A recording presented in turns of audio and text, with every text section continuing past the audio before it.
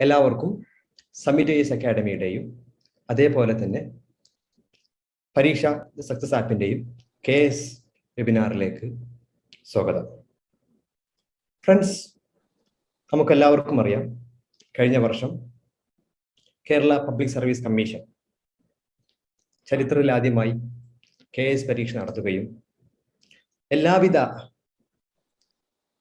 മുൻവിധികളെയും മാറ്റിമറത്തിക്കൊണ്ട് UPSCയെ civil service എക്സാമിനെ പോലെ തന്നെ അതേ ലെവലിൽ അതേ പാറ്റേണിൽ ക്വസ്റ്റ്യൻസ് തയ്യാറാക്കുകയും റിക്രൂട്ട്മെന്റ് നടത്തുകയും ചെയ്തിട്ടുണ്ട്. ഓക്കെ, അപ്പോൾ KS പരീക്ഷയ്ക്ക് അപ്പിയർ ചെയ്യുന്ന വിദ്യാർത്ഥികൾ ശ്രദ്ധിക്കേണ്ട കാര്യങ്ങൾ എന്തൊക്കെയാണ്, എങ്ങനെയൊക്കെയാണ് KS പരീക്ഷയ്ക്ക് പഠിക്കേണ്ടത് തുടങ്ങിയ എല്ലാവിധ വശങ്ങളും ഉൾപ്പെടുത്തിക്കൊണ്ട് നിങ്ങൾക്ക് ഏറ്റവും ഉപകാരപ്പെടുന്ന രൂപത്തിൽ ആ ഒരു പരീക്ഷ നേടിയെടുത്ത നമ്മുടെ ചീഫ് ഗസ്റ്റ് നമ്മുടെ കൂടെ തന്നെയുണ്ട്. സോ അദ്ദേഹത്തിന്റെ പഠന വഴികൾ, പഠന രീതികൾ എല്ലാം മനസ്സിലാക്കിക്കൊണ്ട് നമുക്ക് മുന്നോട്ട് പോകാം. ഫ്രണ്ട്സ്, ആദ്യം തന്നെ നമ്മുടെ പരിപാടിയിലേക്ക് എല്ലാവരെയും സ്വാഗതം ചെയ്യുകയാണ്. ആദ്യമായി നമ്മുടെ ഈ എളിയ ക്ഷണം സ്വീകരിച്ചുകൊണ്ട് തിരക്കുള്ള സമയം മാറ്റിവെച്ച് നമ്മുടെ പരിപാടിയിലേക്ക് ജോയിൻ ചെയ്ത നമ്മുടെ chief guest Libu Lawrence sir, അദ്ദേഹത്തെ സമ്മിറ്റ് ഐഎസ് അക്കാഡമിയുടെയും പരീക്ഷ സക്സസ് ആപ്പിന്റെയും പേരിൽ ഈ പരിപാടിയിലേക്ക് സ്വാഗതം ചെയ്യുന്നു. അതോടൊപ്പം തന്നെ summit IAS academy director Shibin Prabhakar, പരീക്ഷ Kerala Karnataka head Akhil, summit IAS academy administrator Shafeena, അതേപോലെ തന്നെ ഈ ഒരു വെബിനാറിലേക്ക് ഒരു ഡ്രീം മുന്നിൽ കണ്ട് ജോയിൻ ചെയ്ത എല്ലാ കാൻഡിഡേറ്റ്സിനെയും സമ്മിറ്റ് ഐഎസ് അക്കാഡമിയുടെ പേരിലും അതേപോലെ പരീക്ഷ സക്സസ് ആപ്പിന്റെ പേരിലെയും സ്വാഗതം ചെയ്തുകൊണ്ട് പരിപാടി ആരംഭിക്കുകയാണ്. ആദ്യം തന്നെ ഒരു സന്തോഷ വാർത്ത നിങ്ങളെ അറിയിക്കാൻ ഞാൻ ആഗ്രഹിക്കുന്നു. KS പരീക്ഷയുടെ എല്ലാവിധ വശങ്ങളും, അതായത് KS പരീക്ഷയുടെ പ്രിലിംസ്, മെയിൻസ്, ഇന്റർവ്യൂ തുടങ്ങിയ എല്ലാ സ്റ്റേജുകളെയും എങ്ങനെ അഭിമുഖീകരിക്കണം, അതിന്റെ സിലബസ് എങ്ങനെയാണ്, അതിലെ കോഴ്സുകൾ എങ്ങനെയാണ്, അതിനെങ്ങനെയാണ് പഠിക്കേണ്ടത് തുടങ്ങിയ എല്ലാ വശങ്ങളും ഉൾപ്പെടുത്തിക്കൊണ്ട് KS പരീക്ഷയ്ക്ക് തയ്യാറെടുക്കുന്ന ഒരു വിദ്യാർത്ഥിക്ക് ആവശ്യമുള്ളതെല്ലാം ഡിസൈൻ ചെയ്തുകൊണ്ട് കേരളത്തിലെ ഏറ്റവും പ്രധാനപ്പെട്ട കോച്ചിങ് അക്കാഡമിയായ സമ്മിറ്റ് IASഉം അതേപോലെ തന്നെ ഓൾ ഇന്ത്യ ലെവലിൽ ധാരാളം മത്സര പരീക്ഷകൾക്ക് കോച്ചിങ് കൊടുക്കുന്ന പരീക്ഷ സക്സസ് ആപ്പിന്റെയും രണ്ടുപേരും കണ്ടക്ട് ചെയ്ത് KS പരീക്ഷയ്ക്ക് വേണ്ടി നിങ്ങൾക്ക് എല്ലാവർക്കും വേണ്ടി തയ്യാറെടുത്തിട്ടുള്ള ഒരു സക്സസ് പരീക്ഷയുടെ ആപ്പ്, ഓക്കെ, അതിന്റെ ലോഞ്ചിങ് കൂടിയാണ് ഇന്ന് ആരംഭിക്കാൻ പോകുന്നത്. സോ പരീക്ഷ ആപ്പിനെ കുറിച്ച് ഡീറ്റെയിൽ ആയിട്ട് നമുക്ക് നമ്മുടെ ലിബു സാറിന്റെ സെഷൻ കഴിഞ്ഞിട്ട് പറഞ്ഞു തരാം. സോ ഈ ഒരു വെബിനാറിലേക്ക് നമ്മുടെ ചീഫ് ഗസ്റ്റ് ലിബു ലോറൻസ് സാറിനെ ക്ഷണിച്ചുകൊണ്ട് അവസാനിപ്പിക്കുന്നു. Thank you all. KSന്റെ ഒരു സിലബസ്, എക്സാം സ്ട്രക്ചർ, അങ്ങനെയുള്ള ഒരു ബേസിക് കാര്യങ്ങൾ പറഞ്ഞുകൊണ്ട് തുടങ്ങാം. നമ്മൾ KSന്റെ ഒരു കഴിഞ്ഞ ആദ്യം നടന്ന ഒരു എക്സാമിൽ ശരിക്കും നമുക്ക് എന്താണ് സിലബസ് എന്ന് മാത്രമേ അറിയുന്നുണ്ടായിരുന്നുള്ളൂ. അതെങ്ങനെയാണ് പരീക്ഷ, അതിൽ നിന്ന് ചോദ്യങ്ങൾ വരിക എന്നുള്ളതിനെ കുറിച്ച് കൃത്യമായ ധാരണ ഉണ്ടായിരുന്നില്ല. ഇപ്രാവശ്യം പക്ഷെ നമുക്കത് കുറച്ചും കൂടെ വ്യക്തമായിട്ട് അറിയാം. സിലബസ് മാത്രമല്ല, ക്വസ്റ്റ്യൻസും എങ്ങനെയാണ് വരിക എന്നുള്ളതിനെ കുറിച്ച് അറിയാം. അപ്പം നിങ്ങൾ ഇതുവരെയും സിലബസ് കണ്ടിട്ടില്ലാത്ത ആളുകളുണ്ടെങ്കിൽ കേരള PSCയുടെ സൈറ്റിനകത്ത് വന്ന സിലബസ് കിട്ടും. അതുപോലെ പ്രീവിയസ് ക്വസ്റ്റ്യൻ, കഴിഞ്ഞ പ്രാവശ്യം നടന്ന ക്വസ്റ്റ്യനും കിട്ടും. ജനറൽ പാറ്റേൺ നമ്മൾ പറയുകയാണെങ്കിൽ ഇതിനകത്ത് UPSCക്ക് പ്രിപ്പയർ ചെയ്യുന്ന ഏതാണ്ട് എല്ലാ ടോപ്പിക്സും, എത്തിക്സ് ഒഴികെയുള്ള ഏതാണ്ട് എല്ലാ ടോപ്പിക്സും KSനും ആവശ്യമാണ്. പുറമെ ഇതേ കാര്യങ്ങളിൽ കേരളത്തെ സംബന്ധിച്ചുള്ള കാര്യങ്ങളും കൂടെ അറിയേണ്ടതുണ്ട്. ഇതാണ് ജനറലി ഉണ്ടാകുന്ന സിലബസിനെ കുറിച്ചുള്ള ഒരു ധാരണ. കുറച്ചുകൂടി വ്യക്തമായിട്ട് പരിശോധിക്കുകയാണെങ്കിൽ ഇന്ത്യൻ ഹിസ്റ്ററി ഉണ്ട്, ഇന്ത്യൻ ജിയോഗ്രഫി ഉണ്ട്, ഇക്കണോമിക്സ് ഉണ്ട്, എൻവിറോൺമെന്റ് ഉണ്ട്, സയൻസ് ആൻഡ് ടെക്നോളജി ഉണ്ട്, കോൺസ്റ്റിറ്റ്യൂഷൻ ഉണ്ട്. അപ്പോൾ ഇതിൻ്റെയൊക്കെ തന്നെ കേരളത്തിന്റെ വരുന്ന കാര്യങ്ങൾ, കേരളത്തിന്റെ ജിയോഗ്രഫി, കേരളത്തിന്റെ ഇക്കണോമിക്സ്, ഇത്തരം ഇങ്ങനെ വരുന്ന കാര്യങ്ങൾ, പുറമെ വേൾഡ് ഹിസ്റ്ററിയുടെ മോഡേൺ പീരീഡിലുള്ള കാര്യങ്ങളും കൂടെ. ഇതാണ് ജനറലി പരീക്ഷയ്ക്ക് വരുന്നത്. ഒപ്പം പ്രിലിമിനറി പരീക്ഷയ്ക്ക് അധികമായിട്ട് മെന്റൽ എബിലിറ്റി, ഇംഗ്ലീഷ്, മലയാളം എന്നീ ടോപ്പിക്സും കൂടെ അഡീഷണലി നമുക്ക് ഉണ്ടാവും. അപ്പൊ ഇതാണ് ജനറൽ സ്ട്രക്ചർ. ഇതിൽ മെന്റൽ എബിലിറ്റി, ഇംഗ്ലീഷും മലയാളവും മാറ്റി വെച്ചാൽ ബാക്കി വരുന്നത് എന്താണോ അതാണ് മെയിൻ പരീക്ഷയ്ക്ക് വരിക. പ്രിലിമിനറി പരീക്ഷയ്ക്ക് 2 പേപ്പറാണ് വരുന്നത്. 100 ചോദ്യം വീതമുള്ള 2 പേപ്പർ. മെയിൻ പരീക്ഷയെ സംബന്ധിച്ച് 3 പേപ്പറാണ് വരിക. 2 മണിക്കൂർ വീതം സമയം ഉണ്ടാവും. ഡിസ്ക്രിപ്റ്റീവ് ടൈപ്പ് ക്വസ്റ്റ്യൻസ് ആണ് അവിടെ വരിക. പ്രിലിമിനറിക്ക് ഒബ്ജക്റ്റീവ് ടൈപ്പ് ആണെങ്കിൽ മെയിൻസിന് ഡിസ്ക്രിപ്റ്റീവ് ടൈപ്പ് ക്വസ്റ്റ്യൻസ് ആണ് വരിക. 100 മാർക്ക് വീതമുള്ള 2 മണിക്കൂർ സമയം കിട്ടുന്ന 3 പേപ്പറുകൾ. ഇതിന്റെ പ്രത്യേകത, നമുക്കൊരു ആൻസർ ബുക്ക്ലെറ്റ് ആണ് തരിക. ക്വസ്റ്റ്യൻ ബുക്ക്ലെറ്റ് തരുമ്പോൾ അതിനകത്ത് ക്വസ്റ്റ്യൻ, അത് കഴിഞ്ഞാൽ കുറച്ച് ലൈൻ ഉണ്ടാവും നമുക്ക് ആൻസർ എഴുതാൻ, അത് കഴിഞ്ഞാൽ അടുത്ത ചോദ്യം. ഈ തരത്തിലാണ് ഇതിന്റെ പാറ്റേൺ ഡിസൈൻ ചെയ്തിരിക്കുന്നത്. അതുകൊണ്ട് തന്നെ നമുക്ക് എഴുതേണ്ട ആൻസറിന്റെ സ്പേസ് ഓൾറെഡി അവർ ഡിഫൈൻ ചെയ്തിട്ടുണ്ട്. ആ സ്പേസിനുള്ളിലാണ് നമ്മൾ എഴുതേണ്ടത്. ഇതാണ് ജനറൽ എക്സാമിന്റെ ഒരു പാറ്റേണിനെ കുറിച്ച് പറഞ്ഞാൽ മനസ്സിലാക്കാൻ പറ്റുന്ന കാര്യം.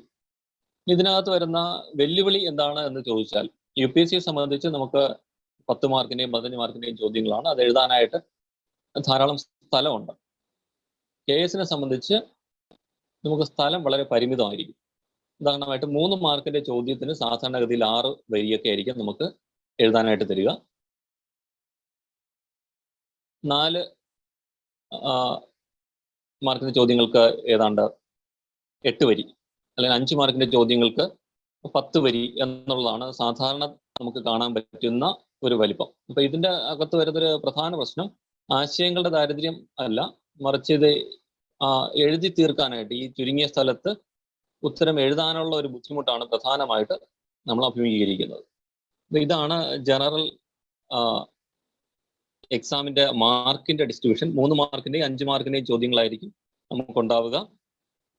സാധാരണ 1 മാർക്കിന് 2 വരി എന്നുള്ളതാണ് ജനറലി പറയുകയാണെങ്കിൽ അതിലുണ്ടാവുക. എന്നാൽ വളരെ അൺഎക്സ്പെക്റ്റഡ് ആയിട്ട് ചില ക്വസ്റ്റ്യൻസിന്, 5 മാർക്കിന്റെ ചില ചോദ്യങ്ങൾക്ക് അപൂർവമായിട്ട് 10 വരി എന്നുള്ളതിന് പകരം 2 പേജ് വരെ ലഭിക്കാം.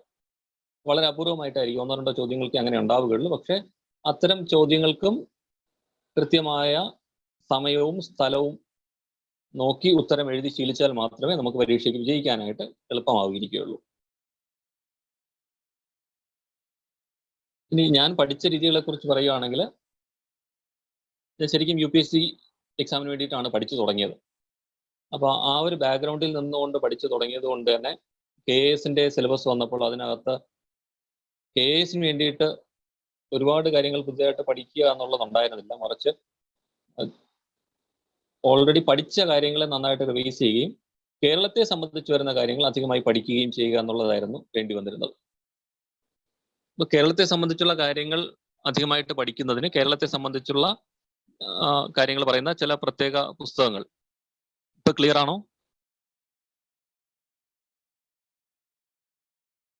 ക്ലിയർ ആണോ ഇപ്പോ? യെസ് സർ, ക്ലിയർ ആണ്. Okay, fine. അപ്പോൾ കേരളത്തെ സംബന്ധിച്ച് വരുന്ന ചില പ്രത്യേക പുസ്തകങ്ങളും കൂടെ അഡീഷണലി പഠിക്കേണ്ടി വന്നു. ഒപ്പം പുതിയ രീതിയിലുള്ള പരീക്ഷയ്ക്ക് ആവശ്യമായ തരത്തിലുള്ള ചില പ്രാക്ടീസ്, ഇതാണ് പ്രധാനമായിട്ട് വേണ്ടി വന്നത്. പഠന സമയത്തെക്കുറിച്ച് പറയുകയാണെങ്കിൽ, ഞാൻ സർക്കാർ ഉദ്യോഗസ്ഥനാണ്. അതുകൊണ്ട് തന്നെ അത് കഴിഞ്ഞുള്ള സമയമാണ് പ്രധാനമായിട്ടും പഠനത്തിന് ലഭിക്കുക. അപ്പോൾ അതിൻ്റെ ഒരു പരിമിതി ഉണ്ടായിരുന്നു. എങ്കിലും രാവിലെയും വൈകുന്നേരവും ഓഫീസിൽ പോകുന്നതിന് മുൻപും അതിനുശേഷവും തിരിച്ചു വന്നതിന് ശേഷം കിട്ടുന്ന സമയവും ആണ് പ്രധാനമായിട്ട് ഉപയോഗിച്ചിരുന്നത്. പരീക്ഷയോട് അടുക്കുന്ന സമയങ്ങളിൽ ലീവ് എടുക്കുന്ന ഒരു രീതിയിലാണ് മുന്നോട്ട് പോയത്. അപ്പോൾ ആ സമയങ്ങളിൽ കൂടുതൽ സമയം പരീക്ഷയ്ക്ക് വേണ്ടി പഠിക്കാനായിട്ട് ചെലവഴിക്കാൻ കഴിയുമായിരുന്നു. പ്രധാന പുസ്തകങ്ങളെ കുറിച്ച് പറയുകയാണെങ്കിൽ, കേരളത്തിലുണ്ടായിരുന്ന പ്രധാനപ്പെട്ട മിക്കവാറും എല്ലാ റാങ്ക് ഫയലുകളും പരിശോധിച്ചിട്ടുണ്ടായിരുന്നു. അതെല്ലാം പഠിക്കാനായിട്ടല്ല, ഏതെങ്കിലും പ്രത്യേക റാങ്ക് ഫയലുകൾ ചില മേഖലകളായിരിക്കും പഠിക്കുക. പക്ഷെ മറ്റ് റാങ്ക് ഫയലിൽ നമ്മൾ പഠിക്കുന്ന അടിസ്ഥാന റാങ്ക് ഫയൽ ഇല്ലാത്ത ചില കാര്യങ്ങൾ അതിനകത്ത് നിന്ന് കിട്ടും. അപ്പൊ അതുകൊണ്ട് മറ്റു റാങ്ക് ഫയലുകളും കൂടെ ഉപയോഗിച്ചിരുന്നു. അപ്പം ചില പ്രത്യേക പുസ്തകങ്ങൾ, ഉദാഹരണത്തിന് ഇപ്പൊ കേരള ഹിസ്റ്ററിയെ സംബന്ധിച്ച് ശ്രീധരമേനോന്റെ പുസ്തകം, രാജൻ ഗുരുക്കളുടെ പുസ്തകം, അങ്ങനെയുള്ള വിവിധ പുസ്തകങ്ങളും കൂടെ ടോപ്പിക് സ്പെസിഫിക് ആയിട്ട് ആവശ്യമായിട്ടുള്ളത് ഐഡന്റിഫൈ ചെയ്ത് മാർക്കറ്റിൽ അവൈലബിൾ ആയിട്ടുള്ളത് ഉപയോഗിക്കുന്നുണ്ടായിരുന്നു. ഇതിന് പുറമെയാണ് സമ്മിറ്റ് IAS ജോയിൻ ചെയ്യുകയും അവിടുത്തെ കുറെ മെറ്റീരിയൽസ് ഇതിനു വേണ്ടി ഉപയോഗിക്കുകയും ചെയ്തു. വളരെ ക്രിസ്പായിട്ടുള്ള, വളരെ ഷോർട്ടായിട്ടുള്ള, കണ്ടൻസ്ഡ് ആയിട്ടുള്ള നല്ല മെറ്റീരിയൽ ആണ്. അപ്പോൾ അത് വളരെ സമയ ദൗർലഭ്യമുള്ളവരെ സംബന്ധിച്ച് ഏറെ പ്രത്യേകിച്ച് ധാരാളം ഗുണം ഉണ്ടാകുന്ന ഒരു കാര്യമാണ്. കാരണം വളരെ ലിമിറ്റഡ് സമയത്തിൽ കൃത്യമായി കണ്ടന്റ് നമുക്ക് പഠിച്ചെടുക്കാൻ കഴിയുന്ന തരത്തിലാണ് ആ മെറ്റീരിയൽ ഡിസൈൻ ചെയ്തിട്ടുള്ളത്. അപ്പോൾ ഇങ്ങനെയുള്ള ഒരു രീതിയിലാണ് പ്രധാനമായിട്ടും പഠനം മുന്നോട്ട് കൊണ്ടുപോയത്. പിന്നെ അതിന്റെ റൈറ്റിംഗ് പ്രാക്ടീസിനെ സംബന്ധിച്ച് പ്രിലിംസിന് ധാരാളം ക്വസ്റ്റ്യൻസ് സോൾവ് ചെയ്യാനായിട്ട് പരമാവധി പരിശ്രമിച്ചിരുന്നു. കാരണം ഒരു പുതിയ എക്സാം പാറ്റേൺ വരുമ്പോൾ അതെങ്ങനെ ബാധിക്കുമെന്നുള്ള ആശങ്കയുള്ളതുകൊണ്ട് പരമാവധി ക്വസ്റ്റ്യൻസ് പലതരത്തിലുള്ള ചോദ്യങ്ങൾ പരിശീലിക്കാനുള്ള ഒരു ശ്രമമാണ് നടത്തിയത്. മെയിൻസിനെ സംബന്ധിച്ച് KASന്റെ പരീക്ഷയ്ക്ക് മുൻപ് തന്നെ അസിസ്റ്റന്റ് പ്രൊഫസർ പോലുള്ള ചില തസ്തികകളുടെ പരീക്ഷ PSC ഈ പാറ്റേണിൽ നടത്തിയിരുന്നു. അതായത് ഈ ലൈൻ പ്രൊവൈഡ് ചെയ്തുകൊണ്ടുള്ള, സ്പേസ് പ്രൊവൈഡ് ചെയ്തുകൊണ്ടുള്ള ബുക്ക്ലെറ്റ് തന്ന് പരീക്ഷ നടത്തിയിട്ടുണ്ടായിരുന്നു. അപ്പോൾ അതിന്റെ ഒരു സൂചന വെച്ചിട്ട് സ്പേസ് വളരെ കുറവായിരിക്കും, വളരെ കണ്ടൻസ്ഡ് ആയിട്ട് ആൻസേഴ്സ് എഴുതേണ്ടി വരും എന്നുള്ള ധാരണ മുൻകൂട്ടി ഉണ്ടായിരുന്നതുകൊണ്ട് അത്തരത്തിലുള്ള ചുരുങ്ങിയ ചില ചോദ്യങ്ങളും പരിശീലിച്ചിരുന്നു. ഇങ്ങനെയാണ് പരീക്ഷയെ അഭിമുഖീകരിച്ചത്.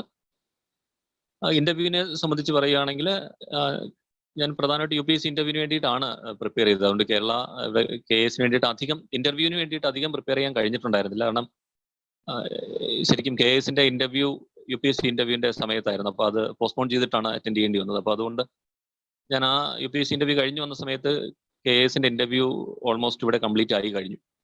അപ്പോൾ അതിന് പിന്നെ ഒരു കാര്യമായ പ്രാക്ടീസ് ഉണ്ടായിരുന്നില്ല. പക്ഷെ മുൻപ് അറ്റൻഡ് ചെയ്ത ആളുകളിൽ നിന്ന് എന്തൊക്കെയാണ് ചോദിക്കുന്നത് എന്നുള്ളതിനെ കുറിച്ച് ഒരു ധാരണ ഉണ്ടാക്കുകയും അതനുസരിച്ച് അത്തരം കാര്യങ്ങളെക്കുറിച്ച് അധികമായി പഠിക്കാൻ ശ്രമിക്കുകയും ചെയ്തു. അങ്ങനെയാണ് ഇന്റർവ്യൂ അപ്പിയർ ചെയ്തത്. എങ്കിലും അതിനെ കുറച്ച് ഗ്രൂപ്പ് ഡിസ്കഷൻസ്, ചില മോക്ക് ഇന്റർവ്യൂസ്, ഇങ്ങനെയുള്ള കാര്യങ്ങളാണ് സഹായിച്ചത്. ഇതാണ് ജനറൽ പ്രിപ്പറേഷനെ കുറിച്ച് പറയാനുള്ളത്. ആമുഖമായിട്ട് ഇത്രയും പറഞ്ഞുകൊണ്ട് ഇനി ചോദ്യങ്ങളിലേക്ക് പോകാൻ തോന്നുന്നു. Okay, thank you sir. Okay, കാൻഡിഡേറ്റ്സിന് ആർക്കെങ്കിലും എന്തെങ്കിലും ഡൗട്ട്സ് ഉണ്ടെങ്കിൽ സാറോട് ചോദിക്കാം.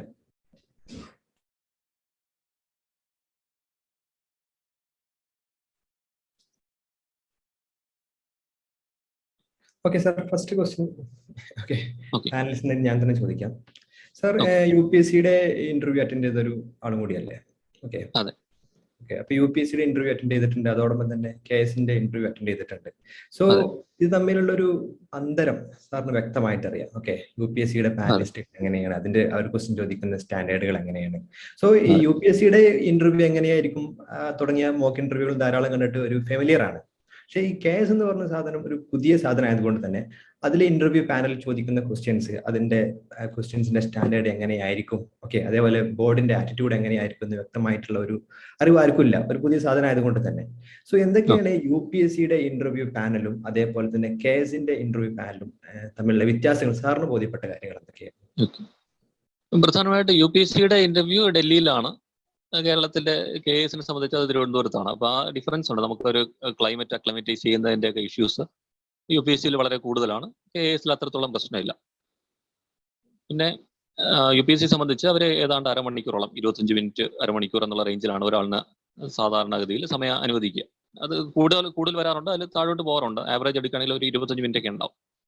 KASനെ സംബന്ധിച്ച് അവരൊരു 15 മുതൽ 20 മിനിറ്റ് വരെയാണ് സാധാരണഗതിയിൽ ഇന്റർവ്യൂവിന് ചോദിച്ചിരുന്നത്. പിന്നെ കേരളത്തിൽ ആയതുകൊണ്ട് തന്നെ കൂടുതൽ ആളുകളോട് മലയാളത്തിലുള്ള ചോദ്യങ്ങൾ, ധാരാളം ചോദ്യങ്ങൾ മലയാളത്തിൽ ചോദിക്കുകയും മലയാളത്തിൽ ഉത്തരം പറയാനുള്ള അവസരം ഉണ്ടാവുകയും ചെയ്തു. ഇംഗ്ലീഷിൽ ചോദിച്ച ചോദ്യങ്ങൾക്ക് പോലും മലയാളത്തിൽ തന്നെ ആൻസർ ചെയ്ത ധാരാളം ആളുകൾ ഉണ്ടായിരുന്നു. അതിന് ബോർഡ് തടസ്സമൊന്നും ഉണ്ടായിരുന്നില്ല KASനെ സംബന്ധിച്ച്. UPSCയെ സംബന്ധിച്ചാണെങ്കിൽ നമ്മുടെ ഏത് ഭാഷയിലാണ് ഇന്റർവ്യൂ പറയുന്നതെന്ന് വളരെ നേരത്തെ തന്നെ മുൻകൂട്ടി അറിയിക്കേണ്ടതുണ്ട്. KASന് അങ്ങനത്തെ കാര്യമില്ല, ചോദിക്കുന്നതിന് നമുക്ക് ഉത്തരം പറയാം. അത്യപൂർവമായിട്ട് ചില ആളുകളോട് മാത്രമാണ് ഇംഗ്ലീഷിൽ തന്നെ ആൻസർ പറയണം എന്ന് അവർ നിഷ്കർഷിച്ചത്. ഒരു പക്ഷേ അവർക്ക് ഇംഗ്ലീഷ് പഠന ബാക്ക്ഗ്രൗണ്ട് ഉണ്ടായിരിക്കുകയോ അല്ലെങ്കിൽ അങ്ങനെയുള്ള എന്തെങ്കിലും പ്രത്യേകത, ഇംഗ്ലീഷുമായിട്ട് അവർക്കൊരു കൂടുതൽ ബന്ധമുണ്ട് എന്നുള്ളൊരു തോന്നൽ പാനലിൽ ഉണ്ടാകുന്ന അവസരങ്ങളിൽ മാത്രമാണ് ഇംഗ്ലീഷിൽ തന്നെ ആൻസർ ചെയ്യണമെന്ന് പറഞ്ഞത്. അതും ഇന്റർവ്യൂ മൊത്തം ഇംഗ്ലീഷിൽ ആൻസർ ചെയ്യണമെന്നും വളരെ അപൂർവം ആളുകളോട് മാത്രമേ അവർ ആവശ്യപ്പെട്ടിട്ടുള്ളൂ. പിന്നെ UPSCയെ സംബന്ധിച്ച് 5 പേരാണ് ഒരു ബോർഡിൽ ഉണ്ടാവുക, KASനെ സംബന്ധിച്ച് 6 പേരാണ് ബോർഡിൽ ഉണ്ടാവുക. അപ്പോൾ ഈ 6 പേരിൽ UPSC സാധാരണഗതിയിൽ UPSC മെമ്പർ ഒരാൾ മാത്രമേ ബോർഡിൽ ഉണ്ടാവുകയുള്ളൂ. ആ ആളായിരിക്കും UPSC ഇന്റർവ്യൂ ചെയർമാനായിട്ട് ആക്ട് ചെയ്യുക. KASനെ സംബന്ധിച്ച് 3 PSC മെമ്പേഴ്സ് ബോർഡിലുണ്ടാവും. സിവിൽ സർവീസിൽ നിന്നുള്ള ഒരാൾ, ഒരു IAS-ലുള്ള ആരെങ്കിലും ഒരാളുണ്ടാവും, ഒരു സബ്ജക്ട് എക്സ്പേർട്ട് ഉണ്ടാവും, ഒപ്പം ഒരു സൈക്കോളജിസ്റ്റ് ഉണ്ടാവും. ഇങ്ങനെ 6 പേരാണ് KS-നെ സംബന്ധിച്ചുണ്ടാവുക. KS-നെ സംബന്ധിച്ച് തോന്നിയത് ക്വസ്റ്റ്യൻസ് കുറച്ചുകൂടെ റാൻഡം ആണ്, എവിടെ നിന്ന് വേണമെങ്കിലും ചോദ്യങ്ങൾ വരാം. ഒപ്പം അതിനകത്ത് പലപ്പോഴും നമുക്ക് തൃപ്തികരമായ വിധത്തിൽ ഉത്തരം പറഞ്ഞതിന് ശേഷം അടുത്ത ചോദ്യത്തിലേക്ക് പോകാമെന്നുള്ള ധാരണ പലപ്പോഴും KS-നകത്ത് ഉണ്ടാവണമെന്നില്ല. അതുപോലെ KS-ൽ പലപ്പോഴും പാനലിൽ ഇരിക്കുന്ന ആളുകൾ അവർ ചോദ്യം പ്രിപ്പയർ ചെയ്തിട്ടാണ് വരിക. പലപ്പോഴും നമ്മുടെ ബയോഡാറ്റ വെച്ചിട്ടാവണം ചോദിക്കണമെന്നില്ല. അവർ കുറച്ച് ചോദ്യങ്ങൾ പ്രിപ്പയർ ചെയ്ത് തന്നിട്ട് അതായിരിക്കും ചോദിക്കുക. പലപ്പോഴും ഞാൻ പോയ ഇന്റർവ്യൂവിനകത്ത് 2 പേര് ചോദ്യം എഴുതിക്കൊണ്ട് വന്നിട്ട് അതിനെ ആണ് അവർ ചോദിച്ചത്. അപ്പൊ നമ്മുടെ ബയോഡാറ്റയുമായിട്ട് പൂർണ്ണമായി ബന്ധമുള്ള ചോദ്യങ്ങൾ തന്നെ വരണം എന്നില്ല. ഇപ്പൊ UPSC സംബന്ധിച്ച് അവർ നമ്മുടെ വിശാലമായിട്ടുള്ള ബയോഡാറ്റ അല്ലെങ്കിൽ ഡീറ്റെയിൽ ആപ്ലിക്കേഷൻ ഫോം അവരുടെ കയ്യിലുണ്ട്. അതിൽ നിന്നാണ് ചോദ്യങ്ങൾ പലപ്പോഴും വരിക. അതിനെ ബേസ് ചെയ്തിട്ടായിരിക്കും ചോദ്യങ്ങൾ വരിക. KS-ന് അത് പ്രതീക്ഷിക്കാൻ സാധ്യത കുറവാണ്. അതുപോലെ തന്നെ KS-ൽ വരുന്ന ഒരു സൈക്കോളജിസ്റ്റ് ഉണ്ട്. ആ ആള് ചോദിക്കുന്നത് നമ്മൾ ഇതിനകത്ത് ആരാകണം, what is ambition in your life എന്നുള്ള ഒരു കോളം ഉണ്ടാകും. അതിനകത്ത് നമ്മൾ അംബിഷൻ റിലേറ്റഡ് ആയിട്ടുള്ള കാര്യങ്ങളായിരിക്കും സാധാരണ ഇതിൽ ചോദിക്കുക. ഇതൊരു അഡീഷണൽ ആസ്പെക്റ്റ് ആണ് KS-ൽ വരുന്നത്. ഇതാണ് പ്രധാനമായിട്ടുള്ളത്. ഇനി സാധാരണത്തിൽ ഒരു സിവിൽ സർവീസിനെ സംബന്ധിച്ചാണെങ്കിൽ ഇന്ത്യക്ക് റെപ്രസെന്റ് ചെയ്യേണ്ട ആളാണ്. അപ്പൊ അതുകൊണ്ട് തന്നെ കൂടുതലൊരു ഓൾ ഇന്ത്യ ആസ്പെക്റ്റിലായിരിക്കും ചോദ്യങ്ങളെല്ലാം വരുന്നത്. ഒപ്പം വേൾഡ് അഫയേഴ്സിനെ കുറിച്ചും ഒക്കെ കുറച്ച് കാര്യങ്ങളൊക്കെ കൂടുതൽ, പ്രത്യേകിച്ച് IFS ഓപ്ഷൻ വെച്ചിട്ടുള്ള ആളുകളെ കുറിച്ച് ചോദിക്കാൻ സാധ്യത കൂടുതലാണ്. KS-നെ സംബന്ധിച്ച് കേരള സംസ്ഥാനത്തിന്റെ ഡെവലപ്മെന്റ് എന്നുള്ള ആസ്പെക്റ്റിലാണ് ചോദ്യങ്ങൾ വരിക. അതുകൊണ്ട് കേരളത്തെയാണ് കൂടുതലായിട്ട് വ്യക്തി മനസ്സിലാക്കിയിട്ടുണ്ടോ എന്നുള്ളത് ബോർഡ് പരിശോധിക്കുന്നത്. എന്നെ സംബന്ധിച്ച് എന്റെ ഇന്റർവ്യൂ മൊത്തം ഇംഗ്ലീഷിലായിരുന്നു. എന്തുകൊണ്ടെന്ന് അറിയില്ല. എന്നോട് എന്തുകൊണ്ടാണ് ഇന്റർവ്യൂ പോസ്റ്റ്പോൺ ചെയ്തെന്ന് ചോദിച്ചു. UPSC ഇന്റർവ്യൂ ഉള്ളതുകൊണ്ടാണെന്ന് പറഞ്ഞു. അത് മുതലുള്ള എല്ലാ ചോദ്യങ്ങളും പിന്നെ ഇംഗ്ലീഷിലായിരുന്നു. അവരെ ഇംഗ്ലീഷിൽ തന്നെ ചോദിച്ചു, ഞാൻ ഇംഗ്ലീഷിൽ തന്നെ ആൻസർ ചെയ്യുകയാണ് ചെയ്തത്. ഇതാണ് ജനറലി ഇന്റർവ്യൂവിനെ കുറിച്ച് പറയാൻ കഴിയുന്ന കാര്യങ്ങൾ. ഞാൻ ചോദ്യങ്ങൾ നേരത്തെ ഓൾറെഡി ഇൻസ്റ്റിറ്റ്യൂട്ടിലേക്ക് അയച്ചിട്ടുണ്ട്. അപ്പോൾ അത് കാൻഡിഡേറ്റ്സിന് വേണമെങ്കിൽ അത് ഫോർവേഡ് ചെയ്യാവുന്നതാണ്. പ്രധാനമായിട്ട് 1-2 കാര്യങ്ങൾ മാത്രം ഹൈലൈറ്റ് ചെയ്യുകയാണെങ്കിൽ, നമ്മൾ നാഷണൽ മോണിറ്റൈസേഷൻ പൈപ്പ് ലൈൻ എന്നൊരു പരിപാടിയെ കുറിച്ച് കൊണ്ടിരുന്നു. അപ്പോൾ ആ പദ്ധതിയെ കുറിച്ച് ചോദിച്ചു. അതേസമയം കേരളത്തിലെ ഹാൻഡിക്രാഫ്റ്റ് ഇൻഡസ്ട്രിയെ എങ്ങനെയാണ് മെച്ചപ്പെടുത്താൻ കഴിയുക എന്നുള്ള ചോദ്യങ്ങൾ ചോദിച്ചു. പിന്നെ എൻ്റെ ബാക്ക്ഗ്രൗണ്ട്, ഞാൻ ഓഡിറ്റർ എന്നുള്ള നിലയ്ക്ക് സംസ്ഥാന ഓഡിറ്റ് വകുപ്പിനെ റിലേറ്റ് ചെയ്തുള്ള ചില ചോദ്യങ്ങളുണ്ടായിരുന്നു. എനിക്കൊന്ന് ചോദ്യങ്ങൾ കുറച്ചും കൂടെ ഇവർക്ക് ഷെയർ ചെയ്യുവാണെങ്കിൽ അവർ കുറച്ചുകൂടെ ക്ലാരിറ്റി. അഖിൽ വിജയൻ ചോദിച്ചിരിക്കുന്നത്, is it possible to prepare for UPSC and KS simultaneously എന്നുള്ള ചോദ്യമാണ് ചോദിച്ചിരിക്കുന്നത്. തീർച്ചയായും. കാരണം ഇത് UPSC ശരിക്കും KS-ന്റെ എക്സ്റ്റൻഷൻ എന്നുള്ള നിലയ്ക്കാണ് പറയുന്നതെങ്കിലും ഞാൻ തിരിച്ചാണ് കാണുന്നത്. UPSC-യുടെ ഒരു എക്സ്റ്റൻഷൻ ആണ് KS. കാരണം UPSC-ക്ക് പഠിക്കുന്ന ഓൾമോസ്റ്റ് അത്രയും കാര്യങ്ങൾ തന്നെ KS-ന് പഠിക്കേണ്ടതുണ്ട്. അധികമായിട്ടാണ് നമ്മൾ കേരളത്തെക്കുറിച്ചുള്ള കുറച്ചധികം കാര്യങ്ങൾ KS-ന് പഠിക്കുന്നത്. സാധാരണഗതിയിൽ UPSC-ക്ക് പ്രിപ്പയർ ചെയ്യുന്ന ഒരാൾ UPSC ഇന്റർവ്യൂവിന് പോകുന്ന സമയത്താണ് കേരളത്തെക്കുറിച്ച് കുറച്ച് കാര്യങ്ങൾ പഠിക്കുന്നത്. എന്നാൽ KS-നെ സംബന്ധിച്ച് അതുപോലെ വളരെ ഡീറ്റെയിൽ ആയിട്ട് കുറച്ച് കാര്യങ്ങൾ അധികം പഠിക്കേണ്ടതുണ്ട് എന്നുള്ളതാണ്. അപ്പോൾ രണ്ടും ഒരുമിച്ച് പ്രിപ്പയർ ചെയ്യുന്നത് തന്നെയാണ് നല്ലത്. മെറ്റീരിയൽസ് എല്ലാം ഓൾമോസ്റ്റ് സെയിം തന്നെയാണ്. നമുക്ക് അത് തന്നെയാണ് രണ്ടിൽ ഉപയോഗിക്കാൻ കഴിയുക. കാര്യമായ വ്യത്യാസങ്ങളില്ല. അനലിറ്റിക്കൽ ക്വസ്റ്റ്യൻസ് തന്നെ ധാരാളമായിട്ട് KS-ന് ചോദിക്കാനുള്ള സാധ്യതയുണ്ട്. അപ്പോൾ അതിൻ്റെ മെറ്റീരിയൽസിന്റെ കാര്യത്തിലായാലും ക്വസ്റ്റ്യൻ്റെ പാറ്റേണിലായാലും സിലബസിന്റെ കാര്യത്തിലായാലും ധാരാളം സിമിലാരിറ്റീസ് ഉണ്ട്. അതുകൊണ്ട് രണ്ടും ഒരുമിച്ച് പ്രിപ്പയർ ചെയ്യാൻ പറ്റും. വ്യത്യാസം വരുന്ന പ്രധാന ആസ്പെക്ട് ആൻസറിങ് സ്റ്റൈലിൽ വരുന്ന കാര്യങ്ങളാണ്. UPSC-ക്ക് വളരെ വിശാലമായിട്ടുള്ള സ്ഥലം ഉണ്ടാവും. നമുക്ക് ആ രീതിയിൽ എഴുതി പഠിക്കാം. KS-നെ സംബന്ധിച്ച് വളരെ ലിമിറ്റഡ് ആയിട്ടുള്ള സ്പേസ് ഉണ്ടാവും. അപ്പോൾ അതനുസരിച്ച് പ്രിപ്പയർ ചെയ്യണം. അങ്ങനെയുള്ള ചെറിയ വ്യത്യാസങ്ങളേ ഉള്ളൂ. അതല്ലെങ്കിൽ രണ്ടിനും ഒരുമിച്ച് പ്രിപ്പയർ ചെയ്യുന്നതാണ് തീർച്ചയായും നല്ലത്. പ്രത്യേകിച്ച് KS എല്ലാ വർഷവും നിരന്തരമായി നോട്ടിഫിക്കേഷൻ വരണമെന്ന് നിർബന്ധമില്ല. കാരണം സ്പെഷ്യൽ റൂൾസ് പ്രകാരം 3 വർഷത്തിലൊരിക്കലാണ് കേഡർ റിവ്യൂ പറയുന്നത്. അതുകൊണ്ട് തന്നെ എല്ലാ വർഷവും പരീക്ഷ നടപ്പിലാക്കണം എന്ന് നമുക്ക് അങ്ങനെ ചിന്തിക്കുന്നത് കുറച്ച് ബുദ്ധിമുട്ടുണ്ട്. അതേസമയം UPSC എല്ലാ വർഷവും ഉണ്ട്. അതുകൊണ്ട് തന്നെ UPSC-ക്ക് വേണ്ടിയിട്ട് പ്രിപ്പയർ ചെയ്യുക, ഒപ്പം രണ്ടിനും ഒരുമിച്ച് പറ്റുന്നത് പോലെ അപ്പിയർ ചെയ്യുക എന്നുള്ളതായിരിക്കും നല്ലത്. BA ഫൈനൽ ഇയർ ഉള്ളവർക്ക് KS അറ്റൻഡ് ചെയ്യാൻ പറ്റുമോ? ഇല്ല, അതിനകത്ത് ഇപ്പൊ UPSC-യെ സംബന്ധിച്ച് അത് ചെയ്യാം. 21 വയസ്സ് പൂർത്തിയായിട്ടുള്ള ഏതൊരാളിനും UPSC എഴുതാം. ഡിഗ്രി ഫൈനൽ ഇയർ ആണെങ്കിലും കുഴപ്പമില്ല. നമ്മൾ മെയിൻസ് പരീക്ഷയുടെ സമയത്ത് റിസൾട്ട് ഉണ്ടായാൽ മതി. അതേസമയം KS-നെ സംബന്ധിച്ച് നമ്മൾ എക്സാം റിക്വയർഡ് ക്വാളിഫിക്കേഷൻ പറയുന്ന എക്സാം ഏതാണോ അത് പാസ്സായതിനു ശേഷം മാത്രമേ അപ്ലൈ ചെയ്യാൻ പറ്റുള്ളൂ. പിന്നെ KS-നെ സംബന്ധിച്ച് ഫൈനൽ ഇയർ സ്റ്റുഡന്റിന് അപ്പിയർ ചെയ്യാൻ പറ്റില്ല. UPSC-യെ സംബന്ധിച്ച് 21 വയസ്സായിട്ടുണ്ടെങ്കിൽ അപ്പിയർ ചെയ്യാം. മെയിൻ എക്സാം മലയാളത്തിൽ എഴുതാം. ലാംഗ്വേജിനെ കുറിച്ച് നിഷ്കർഷയില്ല. എഴുതുന്നത് ഏത് ലാംഗ്വേജിലാണോ ആ ലാംഗ്വേജിൽ ആ പേപ്പർ മുഴുവൻ എഴുതണമെന്നേ ഉള്ളൂ. ഏത് ലാംഗ്വേജ് വേണോ നമുക്ക് എടുക്കാം. ആ ലാംഗ്വേജിൽ തന്നെ മുഴുവൻ എഴുതണം എന്നുള്ള നിഷ്കർഷകൾ. പിന്നെ നമുക്ക് ചില വാക്കുകൾ മലയാളത്തിൽ എഴുതുന്ന ചില വാക്കുകൾക്ക് നമുക്ക് ബുദ്ധിമുട്ടുണ്ടാകാം ഇംഗ്ലീഷിലേക്ക് ആക്കാൻ. അത്തരം വാക്കുകൾ നമുക്ക് മലയാളത്തിൽ അവൈലബിൾ ആയിട്ടുള്ള വാക്കുകളെല്ലാം എഴുതാം. അതിന്റെ ബ്രാക്കറ്റിൽ നമുക്ക് അതിന്റെ ഇംഗ്ലീഷ് വേണമെങ്കിൽ കാണിക്കാം. അത്തരത്തിൽ എഴുതാവുന്നതാണ്. സബ്ജക്ട് സ്പെസിഫിക് ആയിട്ടുള്ള മെറ്റീരിയൽസ് എന്ന് പറയുമ്പോൾ ഹിസ്റ്ററി ആണെങ്കിൽ ആദ്യം ഓൾ ഇന്ത്യ ആസ്പെക്റ്റിലുള്ള കാര്യങ്ങൾ പറയാം. ഹിസ്റ്ററി ആണെങ്കിൽ അതിനകത്ത് 3 ഭാഗമുണ്ട്. ആൻഷ്യന്റ്, മിഡീവൽ, മോഡേൺ എന്നുള്ള 3 ഭാഗം. അതിൽ മോഡേൺ ഇന്ത്യയിൽ നിന്നാണ് പലപ്പോഴും കൂടുതൽ ചോദ്യങ്ങൾ വരിക. അതുകൊണ്ട് അതിന് ഒന്നുകിൽ നമുക്ക് ഗൈഡ് ടൈപ്പ് ആയിട്ടുള്ള ബുക്സിനെ ഡിപ്പെൻഡ് ചെയ്യാം, അല്ലെങ്കിൽ കുറച്ചും കൂടെ നിലവാരപ്പെട്ട പുസ്തകങ്ങൾ ഉപയോഗിക്കാം. ഗൈഡ് ടൈപ്പ് ആണെങ്കിൽ സ്പെക്ട്രം മോഡേൺ ഇന്ത്യ നല്ലൊരു മെറ്റീരിയലാണ്. അത് പഴയ ബുക്കാണ് ഉപയോഗിക്കുന്നതെങ്കിൽ പുതിയ ബുക്കിലേക്ക് മാറാൻ ശ്രമിക്കുക. കാരണം അത് 2019 മറ്റോ അത് പുതിയ എഡിഷൻ, ആഡ്വെന്റ് ഓഫ് യൂറോപ്യൻസ് മുതൽ പുതിയ എഡിഷൻ ആക്കിയിട്ടുണ്ട്. അപ്പോൾ അതും കൂടെ ചേർത്തിട്ടുണ്ട്. അപ്പോൾ അത് ഉപയോഗിക്കുക. അപ്പോൾ അതിന്റെ പുറകിൽ കുറെ അപ്പൻഡിസസ് ഉണ്ട്. അത് വളരെ യൂസ്ഫുൾ ആയിരിക്കും, പ്രത്യേകിച്ച് അവസാന സമയത്ത് റിവൈസ് ചെയ്യാനായിട്ട്. പിന്നെ ആൻഷ്യന്റ് ഇന്ത്യക്കും മിഡീവൽ ഇന്ത്യക്കും പഴയ UP ഒരു കാര്യമുണ്ട്. മോഡേൺ ഇന്ത്യക്ക് ഇതിന് പുറമെ ഇത് വായിക്കാൻ താല്പര്യമില്ലാത്ത ആളുകൾക്ക് ബിപിൻ ചന്ദ്രയുടെ മോഡേൺ ഇന്ത്യ ഉപയോഗിക്കാവുന്നതാണ്. അതല്ലെങ്കിൽ ഇപ്പം മാർക്കറ്റിൽ ഒരുപാട് പുസ്തകങ്ങൾ TMHന്റെ മഗ്രോ-ഹില്ലിന്റെ, ടാറ്റ മഗ്രോ-ഹിൽ പഴയ കമ്പനി, ഇപ്പോഴത്തെ മഗ്രോ-ഹില്ലിന്റെ പുസ്തകങ്ങൾ അവൈലബിൾ ആണ്. അല്ലെങ്കിൽ ഒരുപാട് UPSC റിലേറ്റഡ് ആയിട്ട് വരുന്ന ഒരുപാട് മെറ്റീരിയൽസ് അവൈലബിൾ ആണ്. അത് തന്നെ ഇവിടെ ഉപയോഗിക്കാവുന്നതാണ്. ആൻഷ്യന്റ് ഇന്ത്യക്ക് RS ശർമ്മ എന്ന് പറയുന്ന ആളുടെ പുസ്തകം, അത് പഴയ NCERT പുസ്തകമാണ്. അത് പിന്നീട് എനിക്കൊന്ന് ഓക്സ്ഫോർഡ് ആണ് അത് പുനഃപ്രസിദ്ധീകരിച്ചിട്ടുള്ളത്, കുറച്ച് മാറ്റങ്ങളോടുകൂടെ. മിഡീവൽ ഇന്ത്യക്ക് സതീഷ് ചന്ദ്രയുടെ ബുക്ക്, സതീഷ് ചന്ദ്രയുടെ 2 വോളിയം ബുക്കുണ്ട്. അതിന്റെ ആവശ്യമില്ല, സിംഗിൾ വോളിയം ബുക്ക് മതിയാവും. ഇതാണ് ഹിസ്റ്ററിക്ക് ഉപയോഗിക്കാൻ കഴിയുന്നത്. ഇനി ഇതല്ലെങ്കിൽ ഇതിന് പകരമായിട്ട് ഉപയോഗിക്കാൻ പറ്റുന്ന പുനന്ദലാൽ ദഹിയയുടെ ബുക്കുണ്ട്. അല്ലെങ്കിൽ കൾച്ചറിനെ സംബന്ധിച്ച് പല പുസ്തകങ്ങളുണ്ട്. നമ്മളത് ചൂസ് ചെയ്യുക എന്നുള്ളതാണ് പ്രധാനം. ഏത് വേണം എന്നുള്ളത് നമ്മുടെ സമയത്തിന്റെ അവൈലബിലിറ്റി, നമുക്ക് ഏതാണ് വായിച്ചാൽ പെട്ടെന്ന് മനസ്സിലാവുന്ന അത്തരം കാര്യങ്ങളെ കൂടെ ആലോചിച്ചിട്ട് തീരുമാനിക്കുക.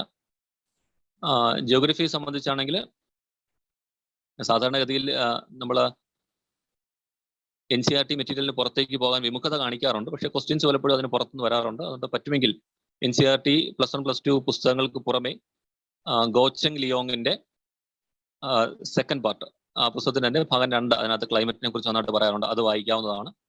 അതല്ലെങ്കിൽ സെലക്ടഡ് ഏരിയ, കുള്ളർ എന്ന് പറയുന്ന ആളുടെ ടെക്സ്റ്റിൽ നിന്ന് സെലക്ടഡ് ഏരിയ മാത്രം, ഡ്രെയിനേജ്, അങ്ങനെയൊക്കെയുള്ള ഇന്ത്യ ആസ്പെക്റ്റിൽ വരുന്ന ചില പ്രത്യേക കാര്യങ്ങൾ മാത്രം അതിന് വായിക്കാവുന്നതാണ്. വളരെ ബൾക്കിയായിട്ടുള്ള ബുക്കാണ്, മൊത്തം വായിക്കേണ്ട കാര്യമില്ല.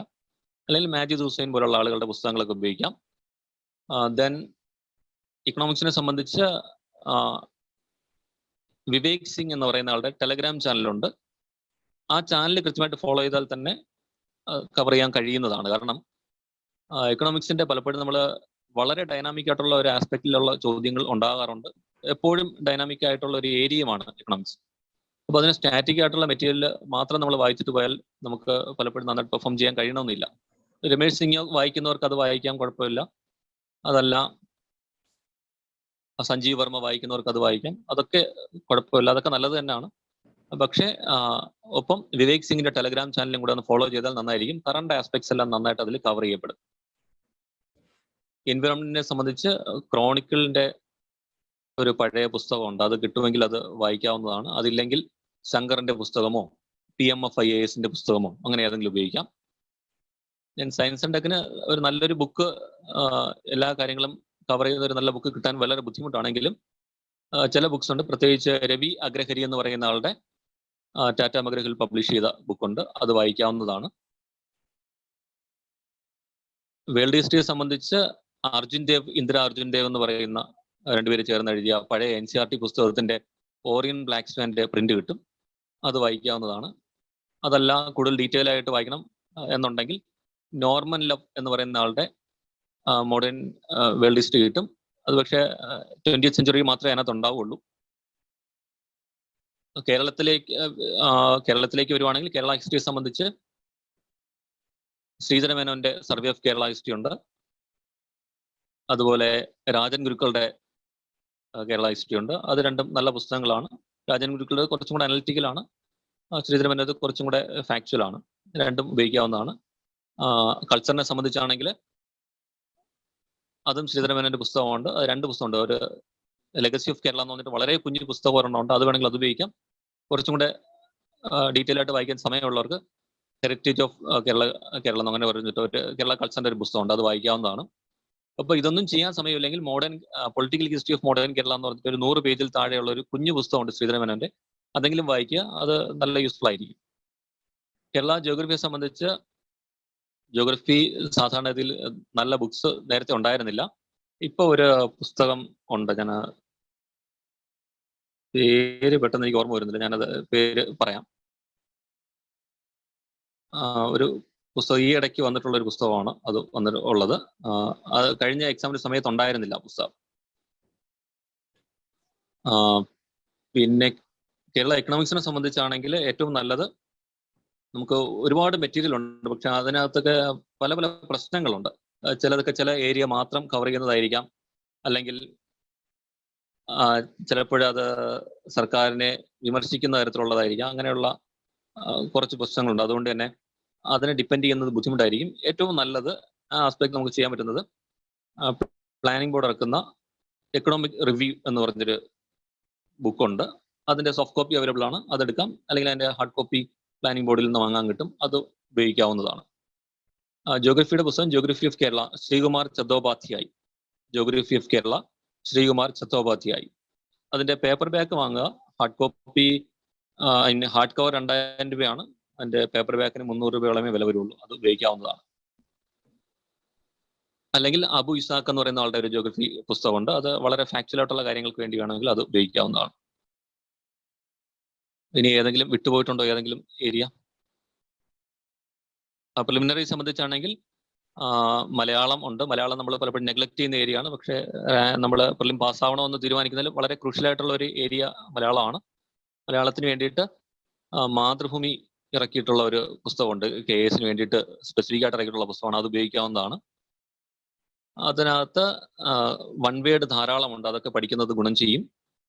ഇംഗ്ലീഷിനാണെങ്കിൽ O അബൂട്ടിയുടെ ഒരു പുസ്തകം, വളരെ അടിസ്ഥാനപരമായിട്ട് ഇംഗ്ലീഷ് മനസ്സിലാക്കാൻ തീരെ ബുദ്ധിമുട്ടുന്നവർക്ക് ഉപയോഗിക്കാൻ കഴിയുന്ന ഒരു പുസ്തകമാണ്, അത് ഉപയോഗിക്കാവുന്നതാണ്.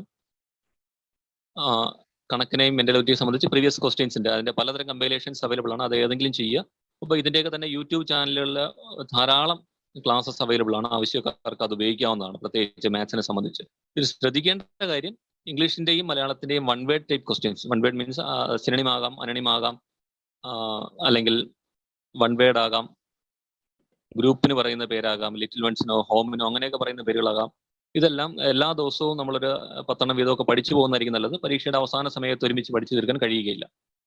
ഇനി ജനറലി സിലബസ് കവർ ചെയ്യാനായിട്ട് വേണമെങ്കിൽ ഒരു റാങ്ക് ഫയൽ നന്നായിട്ട് ഉപയോഗിക്കാവുന്നതാണ്. അപ്പോൾ എല്ലാ സിലബസിന്റെ എല്ലാ ഭാഗവും പെട്ടെന്ന് കവർ ചെയ്യാനായിട്ട് കഴിയും. പിന്നെ സമയം ഉള്ളതനുസരിച്ച് NCERT പുസ്തകവും SCERT പുസ്തകവും വായിക്കാവുന്നതാണ്. പ്രത്യേകിച്ച് SCERTയുടെ പുസ്തകം വായിക്കാവുന്നതാണ്. ചില തെറ്റുകളൊക്കെ ഉണ്ടാവും, അത് ക്രമേണ ഐഡന്റിഫൈ തിരുത്തി പോകാൻ പറ്റും. ഒപ്പം നിങ്ങൾ ക്ലാസ് നോട്ട്സ്, ഇപ്പോൾ സബ്മിറ്റിലാണെങ്കിൽ അവിടെ തരുന്ന പ്രിന്റഡ് മെറ്റീരിയൽസ് ഉപയോഗിക്കാം, അല്ലെങ്കിൽ ക്ലാസ് ലെക്ചർ നോട്ട്സ് കിട്ടുന്നെങ്കിൽ അത് ഉപയോഗിക്കാം.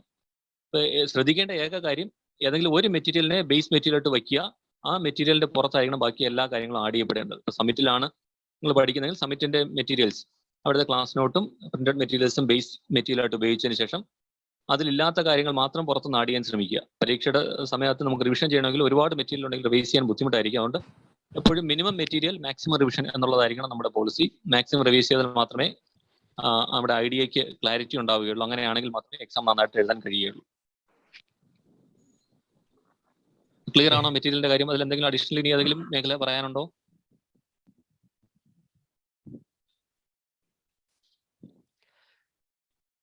സർ പറഞ്ഞോളൂ. സർ, ഈ UPSCക്ക് പ്രിപ്പയർ ചെയ്യുന്നവര് KSയും കൂടെ ഒരുമിച്ച് നോക്കാൻ നേരം ഈ ഡേറ്റ്സ് വരുന്നതിന്റെ ഈ ഡേറ്റ് തമ്മിൽ ക്ലാഷ് ആകുന്നതിന്റെ ഒരു പ്രശ്നം മെയിൻസിന് വരില്ലായിരിക്കും, പക്ഷെ പ്രിലിംസിന് വരാൻ സാധ്യതയില്ലേ? അതായത് UPSC പ്രിലിംസിന്റെ ഏതാനും പോർഷൻസ് KSലുണ്ടെങ്കിൽ തന്നെ കേരള ഹിസ്റ്ററി, കേരള സംസ്കാരം, കേരള സാഹിത്യം ഇതേപോലത്തെ കാര്യങ്ങൾ നമ്മൾ സെപ്പറേറ്റ് ആയിട്ട് പ്രിപ്പയർ ചെയ്യുകയും അതിനനുസരിച്ചുള്ള മോക്ക് ടെസ്റ്റുകൾ എഴുതുകയും ചെയ്യുമ്പം UPSC പ്രിലിംസുമായിട്ട് ഒരു ക്ലാഷ് ഉണ്ടാവുന്ന രീതിയിൽ ഡേറ്റ്സ് വന്നാൽ KSന് അതൊരു ഫോക്കസിനെ ബാധിക്കുമോ? ഇല്ല, അങ്ങനത്തെ ഒരു പേടിയുടെ ആവശ്യമില്ല. എക്സാം എന്തായാലും ഒരേ ഡേറ്റിന് എക്സാം വരില്ല. അങ്ങനെ വരികയാണെങ്കിൽ KS എക്സാം PSC ആ ഡേറ്റ് മാറ്റി വേറെ ഡേറ്റിലേക്കായിരിക്കും തരിക. കാരണം UPSCയെ സംബന്ധിച്ച് വളരെ നേരത്തെ തന്നെ എക്സാം കലണ്ടർ ഇടും. അതുകൊണ്ട് ആ ഡേറ്റിന് മിക്കവാറും ഒരു കാരണവശാലും അത് കേരള PSC ആ ഡേറ്റിൽ പരീക്ഷ വയ്ക്കില്ല. അങ്ങനത്തെ ഒരു ഭയം വേണ്ട. പിന്നെ അടുത്തടുത്ത ഡേറ്റുകളിലായിരിക്കാം. അത് പക്ഷേ പ്രശ്നമായിട്ട് കരുതേണ്ടതില്ല. കാരണം പുതിയ UPSC പാറ്റേണിൽ നമുക്ക് കുറച്ച് കാര്യങ്ങൾ ഫാക്ച്വലായിട്ട് അറിയുന്നതിൽ ആവശ്യം ഉണ്ടാവാം. അത് തീർച്ചയായും നമ്മൾ നെഗ്ലക്ട് ചെയ്യേണ്ടതില്ല. പിന്നെ കേരളത്തെ പോലുള്ള അഡീഷണൽ കുറച്ച് ഫാക്ട്സ് പഠിക്കേണ്ടതുണ്ട്, തീർച്ചയായും ശരിയാണ്. പക്ഷെ അത് നമുക്ക് അഡ്വാൻസ്ഡ് ആയിട്ട് പഠിക്കാം. ഫോർ എക്സാമ്പിൾ ഇപ്പം UPSC എക്സാമിന് അവസാനത്തെ 2 മാസം കേരളത്തെക്കുറിച്ചുള്ള ഫാക്ട്സ് പഠിക്കാതിരുന്നാൽ മതി. അത് കഴിഞ്ഞതിന് ശേഷം അതിനു മുമ്പേ പഠിച്ച് തീർത്ത് വയ്ക്കുക. ദെൻ UPSC പ്രിലിംസ് കഴിഞ്ഞാൽ ഉടനെ തന്നെ KSന് ആവശ്യമായിട്ടുള്ള കേരള സ്പെസിഫിക് ടോപ്പിക്സ് നന്നായിട്ട് അത് മാത്രം ഒന്ന് റിവൈസ് ചെയ്താൽ മതിയാവും. അപ്പൊ അത് നമ്മൾ ബുദ്ധിപൂർവ്വം നമ്മുടെ സമയത്തെ അതനുസരിച്ച് ഷെഡ്യൂൾ ചെയ്താൽ മതിയാവും. അതിൽ പേടിക്കേണ്ട കാര്യമില്ല. Thank you sir.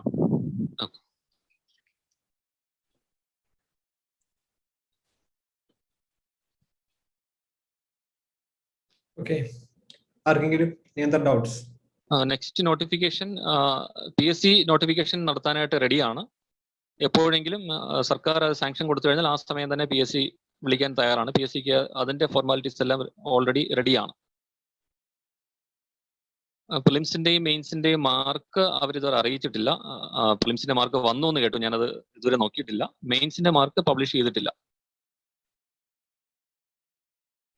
എക്സാമിന്റെ സമയം, പ്രിപ്പറേഷന്റെ സമയം നമ്മൾ അറേഞ്ച് ചെയ്യാനായിട്ട് അത് അടിസ്ഥാനപരമായിട്ട് ഇപ്പൊ ഞാൻ ചെയ്തിരുന്ന ഒരു കാര്യം, ഒരു മെറ്റീരിയൽ പഠിക്കുമ്പോൾ ഈ മെറ്റീരിയൽ പഠിക്കണം, അതിന് ഒരു ദിവസം ഇത്ര സമയം വെച്ച് അങ്ങനെയൊന്നുമല്ല ഞാൻ ചെയ്തിരുന്നത്. ഒരു മെറ്റീരിയൽ എടുത്താൽ ആദ്യം തീരുമാനിക്കുന്നത് ഈ മെറ്റീരിയൽ എന്നാണ് പഠിച്ച് തീർക്കേണ്ടത് എന്നാണ് ആദ്യം തീരുമാനിക്കുന്നത്. ഫോർ എക്സാമ്പിൾ ഇപ്പം ഹിസ്റ്ററിയുടെ ഒരു ടെക്സ്റ്റ് എടുത്തു, നമുക്ക് അവൈലബിൾ ആയിട്ടുള്ള സമയം 3 മാസമാണെന്ന് വയ്ക്കുക. പക്ഷെ 3 മാസം കൊണ്ട് ഇത് പഠിച്ചു കഴിഞ്ഞാൽ റിവൈസ് ചെയ്യാൻ പറ്റില്ല. അപ്പൊ ഞാൻ അതിനൊരു 1 മാസം 1.5 മാസം ഉള്ളൊരു സമയം ഫിക്സ് ചെയ്യും. അതായത് ഇപ്പോൾ ഇന്ന് പഠിച്ചു തുടങ്ങുക, ഇപ്പോൾ ഡിസംബർ 26-ന് പഠിച്ചു തുടങ്ങുകയാണെങ്കിൽ എൻ്റെ ടാർഗറ്റ് ജാനുവരി 31-ന് ഫസ്റ്റ് റൗണ്ട് പഠിച്ചു കഴിയണമെന്നായിരിക്കും. അതനുസരിച്ച് അതിനകത്തുള്ള ടോപ്പിക്സിനെ ഡിവൈഡ് ചെയ്യുകയാണ് ചെയ്യുന്നത്.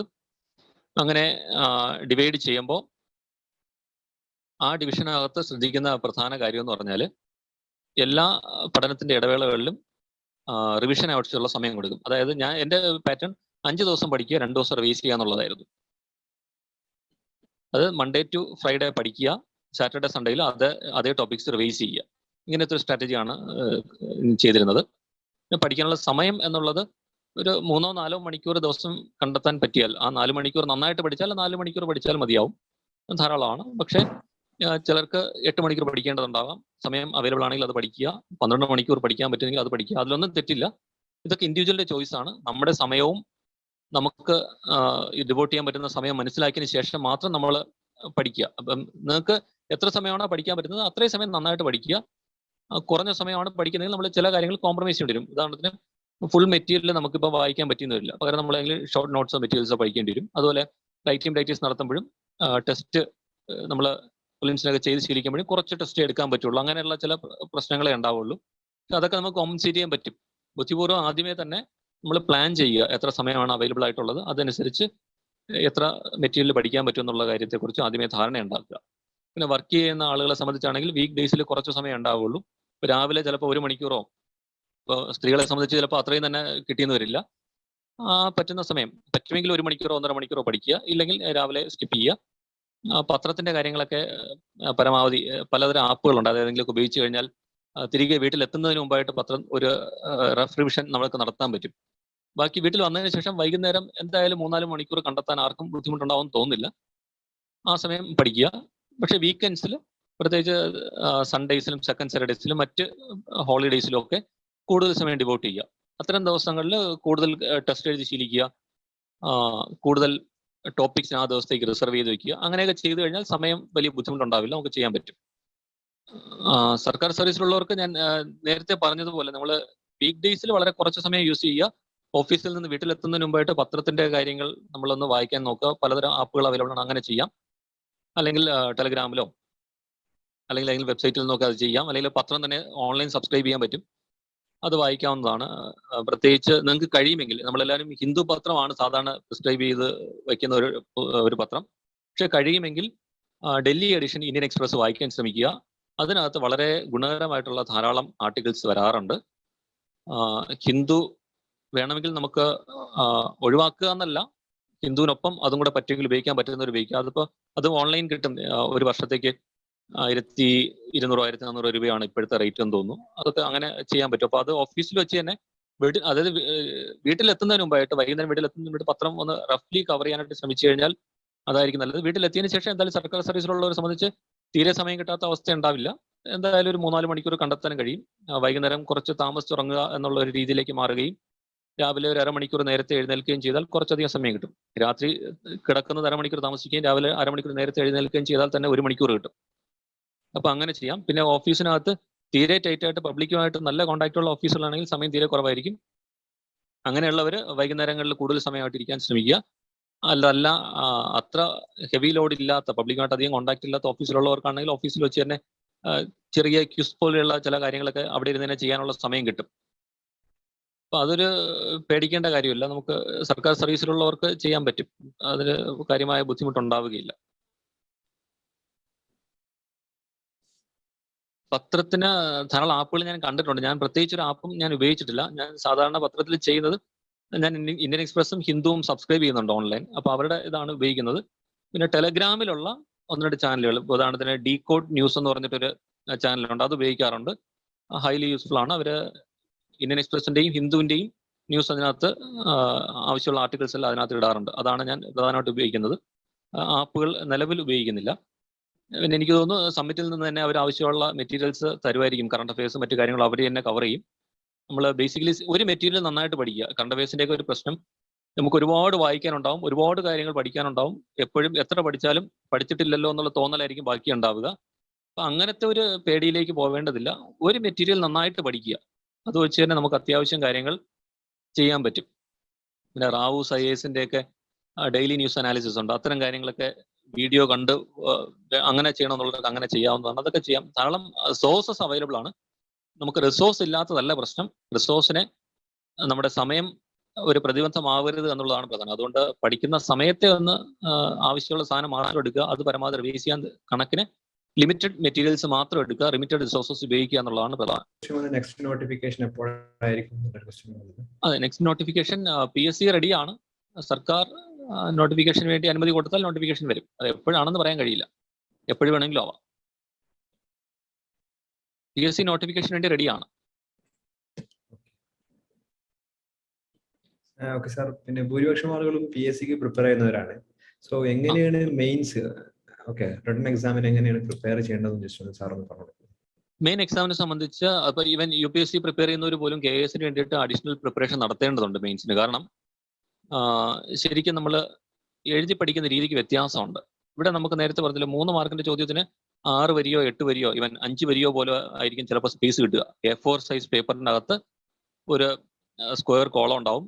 അതിനകത്ത് സെപ്പറേറ്റ്ലി റൂൾഡ് ആയിട്ടുള്ള പേപ്പറാണ് കിട്ടുക. അപ്പൊ ആ സ്പേസിന് പുറത്ത് നമ്മൾ എഴുതി കഴിഞ്ഞാൽ വാല്യൂ ചെയ്യപ്പെടുകയില്ല. സ്കാൻ ചെയ്യാതാണ് വാല്യൂഷന് പോകുന്നത്. അപ്പൊ ലിമിറ്റഡ് സ്പേസിൽ തന്നെ എഴുതാൻ പറ്റണം.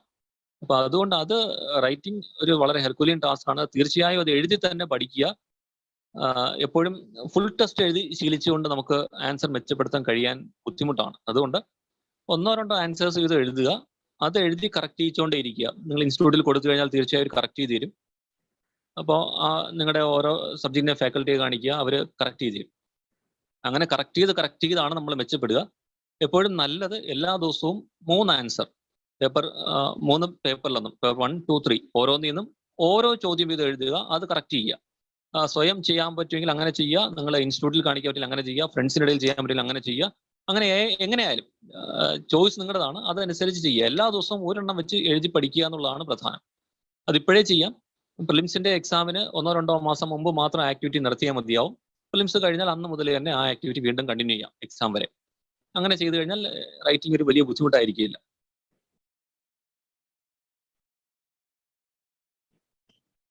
ഓക്കെ സാർ, ക്ലിയർ ആയി സാർ. കുറച്ചുകൂടി ക്വസ്റ്റ്യൻസ് വന്നിട്ടുണ്ട്. സാറിന് ബുദ്ധിമുട്ടാവില്ലല്ലോ? ഇല്ലല്ലോ, ധാരാളം, കുഴപ്പമില്ല. ഓക്കെ.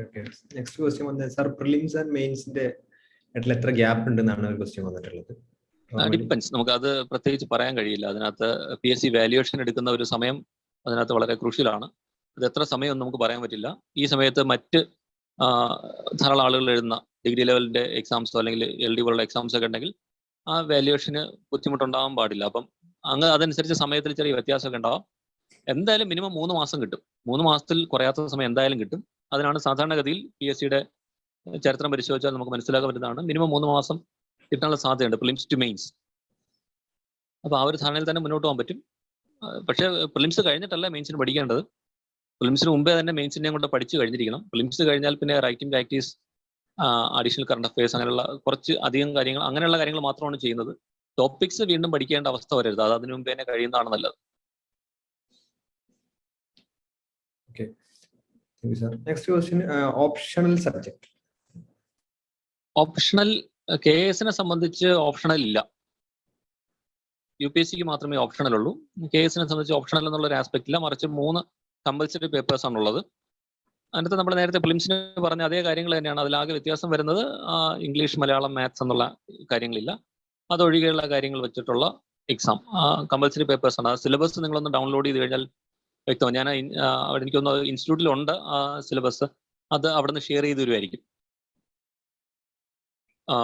സിലബസും ക്വസ്റ്റ്യൻസും. മലയാളം ഇവിടെ കേരളത്തിൽ KS-നെ വെച്ചാൽ ഓപ്ഷണൽ ഇല്ല. യൂട്യൂബ് എന്തായിരുന്നു? ഒരു ന്യൂസ് പേപ്പർ ബ്രീഫിങ്ങിനെ കുറിച്ചൊരു ചോദ്യം ഉണ്ടായിരുന്നു. അത് റാവുസിന്റെ DNS ഡെയിലി ന്യൂസ് അനാലിസിസ് നല്ലതാണ്, അല്ലെങ്കിൽ ബൈജൂസിന്റെ ഉണ്ട്, അല്ലെങ്കിൽ ഹിന്ദി മനസ്സിലാവുന്നവർക്ക് ഹിന്ദിയിൽ ധാരാളം ചാനലുകളുണ്ട്, ഏത് വേണോ ഉപയോഗിക്കാവുന്നതാണ്. ഏതായാലും ധാരാളം കുഴപ്പമില്ല. അല്ലെങ്കിൽ നിങ്ങൾക്ക് ഇൻസ്റ്റിറ്റ്യൂട്ടിൽ നിന്ന് തന്നെ കറണ്ട് അഫയേഴ്സിന്റെ കമ്പൈലേഷൻ തരും. അതല്ലെങ്കിൽ നമുക്ക് UPSC-ക്ക് പ്രിപ്പയർ ചെയ്യുന്നവർക്ക് ആവശ്യമായിട്ടുള്ള പല വെബ്സൈറ്റുകളിൽ ധാരാളം കമ്പൈലേഷൻസ് അവൈലബിൾ ആണ്. അത് വീക്ക്ലി ഉണ്ട്, ഡെയിലി ഉണ്ട്, മന്ത്ലി, അങ്ങനെ പലതരത്തിലുള്ള കമ്പൈലേഷൻസ് അവൈലബിൾ ആണ്. അതിൽ ഏത് വേണോ ഉപയോഗിക്കാം. അത് എങ്ങനെയാണെന്നുള്ളത് പ്രശ്നമല്ല, നമ്മുടെ സമയവും സാഹചര്യവും ഒക്കെ അനുസരിച്ച് ഉപയോഗിക്കുക. ഒരു പത്രമെങ്കിലും മിനിമം വായിക്കുക, കൂടുതൽ വായിക്കാൻ പറ്റുന്നവർ കൂടുതൽ വായിക്കുക. എപ്പോഴും ശ്രദ്ധിക്കേണ്ടത് KS-ന് പ്രിപ്പയർ ചെയ്യുമ്പം മലയാളത്തിലുള്ള ഒരു പത്രം വായിച്ചിരിക്കുന്നത് നന്നായിരിക്കും. കാരണം കേരള റിലേറ്റഡ് ആയിട്ടുള്ള കാര്യങ്ങളെക്കുറിച്ചുള്ള അനാലിസിസ്, UPSC-ക്ക് ആവശ്യമായിട്ടുള്ള അനാലിസിസ് നടത്തുന്ന ചാനലുകൾ ഉണ്ടാവില്ല. അതുകൊണ്ട് കേരളത്തെക്കുറിച്ചുള്ള ഒരു പത്രം, അത് മാതൃഭൂമിയോ മനോരമയോ ഏതെങ്കിലും നമുക്ക് കൺവിൻസിങ് ആയിട്ടുള്ള ഏതെങ്കിലും ഒരെണ്ണം വായിക്കുക, അത് ഗുണകരമായിരിക്കും. പ്രത്യേകിച്ച് മലയാളത്തിൽ എക്സാം എഴുതാൻ ആഗ്രഹിക്കുന്നവരുണ്ടെങ്കിൽ തീർച്ചയായും മലയാളത്തിലുള്ള ആർട്ടിക്കിൾസ് വായിക്കുക. ഇതിന് പറയും മലയാളത്തിലുള്ള മാസികകൾ, ഇപ്പം മാതൃഭൂമി ആവട്ടെ, അല്ലെങ്കിൽ GK ആൻഡ് കറണ്ട് അഫയേഴ്സ് ആവട്ടെ, അങ്ങനെയുള്ള ഏതെങ്കിലും മാസികകൾ അഡീഷണലി വായിക്കാൻ വേണ്ടി വായിക്കുക. അപ്പൊ സർക്കാരിന്റെ തന്നെ ജനപഥം എന്ന് പറഞ്ഞൊരു മാസികയുണ്ട്, അതിന്റെ തന്നെ ഇംഗ്ലീഷ് കേരള കോളിംഗ് എന്നുള്ള എഡിഷൻ ഉണ്ട്. അപ്പൊ അതൊക്കെ ഒന്ന് വായിച്ചു കഴിഞ്ഞാൽ നന്നായിരിക്കും. അപ്പൊ കറണ്ട് അഫയേഴ്സ് എന്നുള്ളത് പത്രം മാത്രമല്ല, മറ്റിത്തരത്തിലുള്ള മാഗസീൻസും അതിന്റെ റിസോഴ്സ് ആണ്. അപ്പം സർക്കാരിന്റെ വെബ്സൈറ്റുകൾ ഉപയോഗിക്കുക, പ്ലാനിംഗ് ബോർഡിന്റെ വെബ്സൈറ്റ് ഉപയോഗിക്കുക, അതെല്ലാം കറണ്ട് അഫയേഴ്സിന് ആവശ്യമായിട്ടുള്ള കാര്യങ്ങളാണ്. ഇതെല്ലാം ചേർന്നാണ് കറണ്ട് അഫയേഴ്സിലേക്ക് നമ്മൾ എത്തുന്നത്. ക്ലിയർ ആണോ? അത് ക്ലിയർ ആയിക്കോ sir. Okay sir. Okay, fine. Next question, answer റൈറ്റിംഗിന് സഹായിക്കുന്ന സ്റ്റഡി മെറ്റീരിയൽസ് ഉണ്ടോ എന്നുള്ളതാണ്. ആൻസർ റൈറ്റിംഗിന് സഹായിക്കുന്ന സ്റ്റഡി മെറ്റീരിയൽസ് ഉണ്ടോ? നമ്മൾ പഠിക്കുന്ന എല്ലാ മെറ്റീരിയലും ആൻസർ റൈറ്റിംഗിലേക്കാണ് നമ്മളെ നയിക്കുന്നത്. ആൻസർ റൈറ്റിംഗിന് ബേസിക്കലി നമ്മൾ മനസ്സിലാക്കേണ്ട കാര്യം, ഒന്ന് ടു ദ ക്വസ്റ്റ്യൻ ആയിരിക്കണം ആൻസർ. അത് പറയാൻ എളുപ്പമാണ്, എഴുതി വരുമ്പോൾ മനസ്സിലാവും അത്ര എളുപ്പമല്ല എന്ന്. ഒന്ന് ഏറ്റവും പ്രധാനമായിട്ട് ശ്രദ്ധിക്കേണ്ടത് ടു ദ ക്വസ്റ്റ്യൻ ആൻസർ ആയിരിക്കണം. 2, ലിമിറ്റഡ് സ്പേസ് ആണ്, ആ സ്പേസിനകത്ത് പറയാൻ പറ്റുന്ന മാക്സിമം കാര്യങ്ങൾ പറയേണ്ട രീതിയിൽ അടുക്കും ചിട്ടയായിട്ട് പറയുക. 3, ടൈം മാനേജ്മെന്റ് ആണ്. നമുക്ക് കഴിഞ്ഞ വർഷം 2 പേപ്പറിൽ 26 ചോദ്യങ്ങളും 1 പേപ്പറിൽ 28 ചോദ്യമാണ് ഉണ്ടായിരുന്നത്. പരീക്ഷാ സമയം 2 മണിക്കൂറാണ്. അപ്പൊ 1 മണിക്കൂറിൽ നമ്മൾ ഏതാണ്ട് 13 14 ചോദ്യം 1 മണിക്കൂറിൽ എഴുതേണ്ടി വരും. അപ്പൊ അത് എഴുതുക എന്നുള്ളതാണ് അതിനകത്തുള്ള വെല്ലുവിളി. അതിന് പ്രാക്ടീസ് ആണ്. അതിന് എഴുത്ത് പഠിപ്പിക്കാനായിട്ട് ഒരു മെറ്റീരിയൽ ഉണ്ടാവില്ല, എഴുത്ത് നമ്മൾ എഴുതി തന്നെ പഠിക്കണം. ഇപ്പോൾ സൈക്ലിംഗ് അല്ലെങ്കിൽ സ്വിമ്മിങ് എങ്ങനെയെന്നുള്ളത് നമ്മൾ പുസ്തകം വായിച്ച് പഠിച്ചാൽ ഒരിക്കലും നമുക്ക് അത് ചെയ്യാൻ പറ്റില്ല എന്ന് പറയുന്നത് പോലെയാണ് ആൻസർ റൈറ്റിംഗ്. എത്ര ക്ലാസ് അറ്റൻഡ് ചെയ്താലും ആൻസർ മെച്ചപ്പെടില്ല. ആൻസർ റൈറ്റിംഗ് ആൻസർ എഴുതി കറക്റ്റ് ചെയ്ത് തന്നെ ആൻസറിന്റെ മെച്ചപ്പെടുത്തൽ നടക്കണം. അങ്ങനെ മാത്രമേ ആൻസർ മെച്ചപ്പെടുത്തി എടുക്കാൻ കഴിയുള്ളൂ. അത് എഴുതി തന്നെ ശീലിക്കുക. പിന്നെ എപ്പോഴും ശ്രദ്ധിക്കേണ്ടത് ആ ഫോർമാറ്റിലുള്ള പേപ്പറിൽ തന്നെ എഴുതി ശീലിച്ചാൽ നന്നായിരിക്കും. 3 മാർക്സിന്റെയും 5 മാർക്സിന്റെയും അത് 8 ലൈനിലും 10 ലൈനിലും ഒക്കെ തന്നെ എഴുതി ശീലിച്ചാൽ നന്നായിരിക്കും. വേറെ എന്തായിരുന്നു? Please explain about note making. എന്തായിരുന്നു? നോട്ട് മേക്കിങ്ങിനെ കുറിച്ച് പറഞ്ഞു കൊടുക്കാൻ. നോട്ട് മേക്കിങ്ങിനെ സംബന്ധിച്ച് ധാരാളം സമയം ഉണ്ടെങ്കിൽ തീർച്ചയായും നോട്ട് മേക്കിംഗ് നടത്തണം. സമയം കുറവുള്ളവർ, ഇപ്പം ജോലിയൊക്കെ ഉള്ളവരെ സംബന്ധിച്ച് അത് വളരെ ബുദ്ധിമുട്ടുള്ള കാര്യമായിരിക്കും. അങ്ങനെയുള്ളവർക്ക് ഇൻസ്റ്റിറ്റ്യൂട്ടിന്റെ മെറ്റീരിയൽ തന്നെ ബേസ് മെറ്റീരിയൽ ഉപയോഗിച്ച് അതിനകത്ത് ബാക്കി കാര്യങ്ങൾ ആഡ് ചെയ്താൽ മതിയാവും. സമയമുള്ളവർ ടെക്സ്റ്റ് വായിക്കുക, നോട്ട്സ് എഴുതുക. നോട്ട്സ് എഴുതുമ്പോൾ ശ്രദ്ധിക്കേണ്ടത് പ്രിലിംസിനും മെയിൻസിനും ഇന്റർവ്യൂവിനും വേണ്ടി നോട്ട് എഴുതുക. സ്പേസും കൂടെ അതിനകത്ത് കുറച്ച് വിട്ടിരിക്കുക. ഇപ്പോൾ ഓൺലൈനിൽ നിങ്ങൾ മെറ്റീരിയൽ നോട്ട് പ്രിപ്പയർ ചെയ്യുന്നവർക്കാണെങ്കിൽ അതിനകത്ത് കുറച്ച് സ്ഥലം നമുക്ക് വീണ്ടും കണ്ടെത്താൻ ബുദ്ധിമുട്ടായിരിക്കില്ല. പക്ഷേ ഹാർഡ് കോപ്പി ആയിട്ട് നോട്ട് പ്രിപ്പയർ ചെയ്യുന്നവരെ സംബന്ധിച്ച് തീർച്ചയായും സ്പേസിന്റെ ബുദ്ധിമുട്ടുണ്ട്. അപ്പം എല്ലാ പേജിന്റെയും താഴ്ഭാഗത്ത് ഒരു 30% സ്ഥലം വിടുകയോ അല്ലെങ്കിൽ റൈറ്റ് സൈഡിലേക്ക് ഒരു 20% സ്ഥലം വിടുകയോ ചെയ്തു കഴിഞ്ഞാൽ നമുക്ക് പിന്നീട് നോട്ട്സിലേക്ക് ആഡ് ചെയ്യാം. നോട്ട്സ് മേക്കിംഗ് നമ്മൾ ചെയ്യുമ്പോൾ ഏറ്റവും പ്രധാനം ശ്രദ്ധിക്കുക, സമയം ഉണ്ടെങ്കിൽ SCERT ബുക്സ് NCERT ബുക്സ് എന്നുള്ള നിലയ്ക്ക് തന്നെ നോട്ട് നമ്മൾ എഴുതി തുടങ്ങുക, അതിൽ നിന്ന് തന്നെ പഠിച്ചു തുടങ്ങുക. ഗ്രാജുവലി നമുക്ക് മറ്റു ബുക്കുകളിലേക്ക് എത്താം. അപ്പൊ അത് 3 ഘടകത്തിന് വേണ്ടിയിട്ട് തന്നെ നോട്ട് എഴുതുക. ഇതിനകത്ത് കറണ്ട് ആസ്പെക്റ്റിലുള്ള കാര്യങ്ങൾ അതിനകത്ത് പിന്നെ ആഡ് ചെയ്യാം. ആ തരത്തിലൊക്കെ ചെയ്യുക. നോട്ട് മേക്കിങ്ങിനകത്ത് വേറെ പ്രത്യേകിച്ച് എന്തെങ്കിലും കാര്യം ഉണ്ടെന്ന് തോന്നുന്നില്ല. എന്തെങ്കിലും സ്പെസിഫിക് കാര്യമാണ് ഉദ്ദേശിച്ചെങ്കിൽ അത് ചോദിച്ചാൽ അത് പറയാം. നോട്ട് മേക്കിങ്ങിന്റെ ഏതെങ്കിലും സ്പെസിഫിക് ആസ്പെക്ട് ആണോ ചോദിക്കുന്നത്? അല്ല, ജസ്റ്റ് നോട്ട് മേക്കിങ്ങിനെ കുറിച്ച് പറഞ്ഞു. നോട്ട് മേക്കിംഗ് ഇങ്ങനെ ചെയ്താൽ മതിയോ? സ്പേസ് എപ്പോഴും വിട്ടിട്ട് നമ്മൾ NCERT SCERT മുതൽ തുടങ്ങുക, പിന്നീട് സ്റ്റാൻഡേർഡ് ബുക്സിലേക്ക് പോകാം. അതിനകത്ത് തന്നെ കറണ്ട് അഫയേഴ്സും മറ്റു കാര്യങ്ങൾ ആഡ് ചെയ്യുക. 3 കണ്ടന്റും പ്രിലിംസ് മെയിൻസ് ഇന്റർവ്യൂ 3 കാര്യങ്ങളും വേണ്ടിയുള്ള രീതിയിലായിരിക്കണം പ്രിപ്പയർ ചെയ്ത് പോകേണ്ടതെന്നേ ഉള്ളൂ. എല്ലാ കാര്യങ്ങളും നോട്ട് എഴുതി വെക്കുക എന്നതിന് അർത്ഥമില്ല. നോട്ട് മേക്കിങ്ങിന്റെ ഉദ്ദേശം പരീക്ഷ അടുക്കുന്ന സമയത്ത് നന്നായിട്ട് റിവൈസ് ചെയ്യാനായിട്ട് സഹായിക്കുക എന്നുള്ളതാണ് ഏറ്റവും പ്രധാനം. ആ നോട്ടായിരിക്കണം നമ്മളെ എപ്പോഴും അവസാന സമയത്തൊക്കെ പെട്ടെന്ന് റിവൈസ് ചെയ്യാനായിട്ട് സഹായിക്കേണ്ടത്. അപ്പം മൊത്തം നോട്ട് ഒരാഴ്ച കൊണ്ട് റിവൈസ് ചെയ്യേണ്ട അവസ്ഥയിൽ നോട്ടും പ്രിപ്പയർ ചെയ്തിട്ട് കാര്യമില്ല. അതിന് നമുക്ക് ഒറിജിനൽ മെറ്റീരിയൽ തന്നെ ഉപയോഗിച്ചാൽ മതിയാവും. തലേ ദിവസമൊക്കെ പെട്ടെന്ന് റിവൈസ് ചെയ്യാൻ പറ്റുന്ന തരത്തിലായിരിക്കണം നോട്ട് ഉണ്ടാക്കേണ്ടത്. ഒരുപക്ഷെ അത് നോട്ട് ഉണ്ടാക്കുന്ന ആളിന് മാത്രമേ അയാളുടെ നോട്ട് മനസ്സിലാവുള്ളൂ, വേറെ ആളുടെ മനസ്സിലാവണമെന്നില്ല. അത് ഫൈൻ, അങ്ങനെയാണ് നോട്ട് പലപ്പോഴും ഉണ്ടാക്കുന്നത്. പിന്നെ ഡയഗ്രാമോ മാപ്പോ അങ്ങനെയുള്ള കാര്യങ്ങളൊക്കെ ഉണ്ടെങ്കിൽ അതൊക്കെ ഉപയോഗിക്കുക. പെട്ടെന്ന് നമുക്ക് മനസ്സിലാക്കാൻ പറ്റുന്ന ഒരു ഹാൻഡി മെറ്റീരിയൽ എന്നുള്ള നിലയ്ക്ക് വേണം നോട്ട് മേക്കിംഗ് എന്നുള്ളതിനെ കാണാൻ. Okay sir, next question. PSCക്ക് പ്രിപ്പയർ ചെയ്തു, ജോബിന് കയറിയിട്ട് അറൌണ്ട് 1 ഇയർ ആയി. ഇപ്പോൾ സ്റ്റഡി നടത്താതെ അറൌണ്ട് 1 വർഷമായി. ഇനി ശ്രമിച്ചാലുള്ള സാധ്യത എത്രത്തോളം ഉണ്ട് എന്നാണ്? ഇപ്പൊ നമ്മള് ജനിച്ചിട്ട് അന്ന് മുതൽ പഠിക്കുന്നില്ലല്ലോ. നമ്മള് എന്തെങ്കിലും വർഷം കഴിഞ്ഞിട്ടല്ലേ നമ്മൾ പഠിച്ചു തുടങ്ങുന്നത്. അതുപോലെയുള്ളൂ. അതൊരു പ്രശ്നമല്ല. പഠിക്കാനായിട്ടുള്ള ഒരു വിൽ പവർ ഉണ്ടാവുക, വില്ലിങ് ആവുക എന്നുള്ളത് മാത്രമേ ഉള്ളൂ. നമുക്കത് പഠിക്കാൻ പറ്റും. അതൊരു തടസ്സമല്ല. എന്തായാലും നിങ്ങൾ ജോലി കിട്ടിയ ഉടനെ എന്തായാലും ആദ്യത്തെ ഒരു 3-4 മാസം പഠിക്കാൻ വളരെ ബുദ്ധിമുട്ടായിരിക്കും. കാരണം ജോലി തന്നെ നമ്മളൊരു പുതിയ കാര്യമാണ് അവിടെ ലേൺ ചെയ്യുന്നത്. അതിനിടയിൽ പഠനം വളരെ ബുദ്ധിമുട്ടായിരിക്കും. ഇപ്പൊ എന്തായാലും ആദ്യത്തെ ഒരു 3-4 മാസം അങ്ങനെ തന്നെ കണക്കാക്കിയാൽ മതി. ഇപ്പൊ ആകെ ഒരു 5-6 മാസത്തെ താമസമായിരിക്കും ഇപ്പൊ വന്നിട്ടുണ്ടാവുക. അതൊരു ബുദ്ധിമുട്ടല്ല, പഠിക്കാൻ പറ്റും. എങ്ങനെയാണോ കഷ്ടപ്പെട്ട് പഠിച്ച് നമ്മൾ ജോലിയിൽ എത്തുന്നത്, അതേ കഷ്ടപ്പാട് നമ്മൾ കുറച്ചു കാലം കൂടെ ചെയ്യാൻ പറ്റിക്കഴിഞ്ഞാൽ തീർച്ചയായും പഠിക്കാൻ പറ്റും. അതൊരു ബുദ്ധിമുട്ടല്ല. 1 വർഷത്തെ ഗ്യാപ്പ് എന്ന് പറയുന്നത് ഒരു വലിയ ഗ്യാപ്പും അല്ല. കാരണം 10 വർഷത്തെയൊക്കെ ഗ്യാപ്പ് കഴിഞ്ഞിട്ടൊക്കെ പഠിച്ചു വന്ന ധാരാളം ആളുകളുണ്ട്. അതിലും കൂടുതൽ 15 വർഷമൊക്കെ കഴിഞ്ഞിട്ട് ആ ഗ്യാപ്പിന് ശേഷമൊക്കെ പഠിച്ചു വരുന്ന ആളുകളുണ്ട്. അതുകൊണ്ട് ഗ്യാപ്പ് ഒരു വലിയ പ്രശ്നമായിട്ട് പരിഗണിക്കേണ്ടതില്ല. അങ്ങനെ ഗ്യാപ്പ് വരുന്ന ഒരു കാര്യം, ചെറിയ സമയം വെച്ചിട്ട് പഠിച്ചു തുടങ്ങുക. ഐ മീൻ ഒരു ഹാഫ് ആൻ അവറോ 1 അവറോ വെച്ചിട്ട് പതുക്കെ പഠിച്ചു തുടങ്ങുക. ഗ്രാജുവലി ട്രാക്കിൽ എത്തുമ്പോൾ ഓക്കെ ആയിക്കോളും. അങ്ങനെയുള്ളവർ കൂടുതലും ക്ലാസ് അറ്റൻഡ് ചെയ്തൊക്കെ തുടങ്ങുന്നതൊക്കെ നന്നായിരിക്കും. അപ്പൊ നമുക്കൊരു ബുദ്ധിമുട്ടുണ്ടാവില്ല. കാര്യമായ ബുദ്ധിമുട്ടില്ലാതെ പഠിച്ചു തുടങ്ങാം. ക്ലാസ്സോ യൂട്യൂബ് വീഡിയോസോ ഒക്കെ കണ്ട് അങ്ങനെ ഗ്രാജുവലി തുടങ്ങുന്നതായിരിക്കും നല്ലത്. സർ, ക്വസ്റ്റ്യൻ കൂടി ഉണ്ട്. Sir, how did you manage stress and demotivation during the preparation? Stress എന്ന് പറയുന്നത് പഠനത്തിൽ മാത്രമല്ല, അത് എല്ലായിടത്തും ഉണ്ടാവും. അപ്പം ജോലി കിട്ടുന്നവരെ സ്ട്രെസ് എടുത്ത് പഠിക്കണം, ജോലി കിട്ടിക്കഴിഞ്ഞാൽ സ്ട്രെസ് ഇല്ല എന്ന് കരുതുന്നത് മണ്ടത്തരമാണ്. എപ്പോഴും സ്ട്രെസ് ഉണ്ട്. ഈവൻ നമ്മൾ ഇതിലൊന്നും വരുന്നില്ല. ഇപ്പം ഒരു ചായക്കട നടത്തുന്ന ഒരാളിനെ സംബന്ധിച്ച് അന്ന് ഹർത്താൽ വന്നു കഴിഞ്ഞാൽ അയാൾക്ക് എന്ത് ചെയ്യണമെന്ന് അറിയില്ല. അതൊരു സ്ട്രെസ്സാണ്. രാവിലെ എക്സാമിന് പോകുന്ന ഒരു കുട്ടിക്ക് അല്ലെങ്കിൽ ക്ലാസ്സിന് പോകുന്ന ഒരു കുട്ടിക്ക് അന്ന് ബസ് സമയത്തിന് കിട്ടിയില്ലെങ്കിൽ എത്താൻ കഴിയാതായാൽ ബുദ്ധിമുട്ടാണ്. അല്ലെങ്കിൽ പോകുന്ന വഴിയിൽ ബസ്സിനൊരു കംപ്ലൈന്റ് വന്നാൽ നമുക്ക് സ്ട്രെസ്സാണ്. അപ്പം സ്ട്രെസ് എന്നുള്ളത് ജീവിതത്തിൽ എല്ലാ സ്ഥലത്തും ഉള്ളതാണ്. അതൊരു പ്രത്യേക സ്ഥലത്ത് മാത്രം ഉള്ളതല്ല എന്നുള്ള ആ റിയാലിറ്റി ഒന്ന് അക്സെപ്റ്റ് ചെയ്യുക. പിന്നെ മോട്ടിവേഷനെ സംബന്ധിച്ച് മോട്ടിവേഷൻ സ്വയം ഉണ്ടാകേണ്ടതാണ്. നമ്മൾ ആരും പ്രത്യേകിച്ച് ഒരു ഔട്ട്സൈഡ് മോട്ടിവേഷൻ അതിനകത്ത് പലപ്പോഴും ഫലപ്രദമാവില്ല. അത് ഇനിഷ്യൽ സ്റ്റേജിൽ ഒരു ഇഗ്നിഷൻ കിട്ടാൻ മാത്രമേ സഹായിക്കുള്ളൂ. അതിനെ മെയിൻറ്റെയിൻ ചെയ്യുന്നത് നമ്മുടെ തന്നെ സ്വന്തം മോട്ടിവേഷൻ ആയിരിക്കും. അപ്പൊ അതിന് അടിസ്ഥാനപരമായിട്ടുള്ള കാര്യം എന്തിനാണ് ഇത്, ഫൈൻഡ് ഔട്ട് യുവർ വൈ, എന്തുകൊണ്ട് ഇത് വേണം, എന്തിനാണിത് എന്നുള്ള കാര്യത്തെക്കുറിച്ചൊരു ബോധ്യം ഉണ്ടാവുക. നമ്മൾ പരീക്ഷ പാസ്സാവണം എന്നുള്ളതല്ല, എന്തുകൊണ്ട് KS അല്ലെങ്കിൽ UPSC വേണം എന്നുള്ളതിൽ കുറച്ചൊരു ബോധ്യം ഉണ്ടാവുക. ആ ബോധ്യം ഉണ്ടെങ്കിൽ ആ ബോധ്യം തന്നെ നമ്മൾ മുന്നോട്ട് നയിച്ചോളും. പിന്നെ എത്ര നമുക്ക് നല്ല ബോധ്യം ഉണ്ടെങ്കിൽ ഇടയ്ക്ക് ചില ദിവസങ്ങളിൽ നന്നായിട്ട് പഠിക്കാൻ പറ്റിയെന്ന് വരില്ല, ചിലപ്പോൾ കുറച്ച് ബുദ്ധിമുട്ടുണ്ടാവും, നമ്മുടെ ഷെഡ്യൂൾ അച്ചീവ് ചെയ്യാൻ പറ്റിയെന്ന് വരില്ല, ടൈം ടേബിളിൽ ചെറിയ വ്യത്യാസം ഉണ്ടാവും. അപ്പം ഇങ്ങനത്തെയൊക്കെ പ്രശ്നങ്ങളുണ്ടാവും. അപ്പം അതൊന്നും ഒരു പ്രശ്നമല്ല, അത് വളരെ സ്വാഭാവികമാണ്. ആർക്കും എപ്പോഴും ഉണ്ടാവുന്ന ഒരു കാര്യമാണ്. അതിനെക്കുറിച്ച് പേടിക്കേണ്ടതില്ല. വളരെ സ്വാഭാവികമായ ഒരു കാര്യമായിട്ട് തന്നെ അതിനെ അംഗീകരിക്കുക. ഈ സ്ട്രെസ്സും ഇങ്ങനെയുള്ള ഡിമോട്ടിവേറ്റഡ് ആയിട്ടുള്ള അവസ്ഥയൊക്കെ എന്തായാലും ഉണ്ടാവുമെന്ന് മനസ്സിലാക്കി തന്നെ മുന്നോട്ട് പോവുക.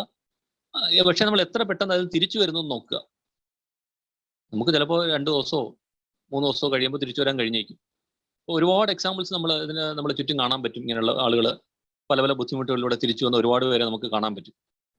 അപ്പോൾ അതൊക്കെ നമ്മൾ നോക്കുക.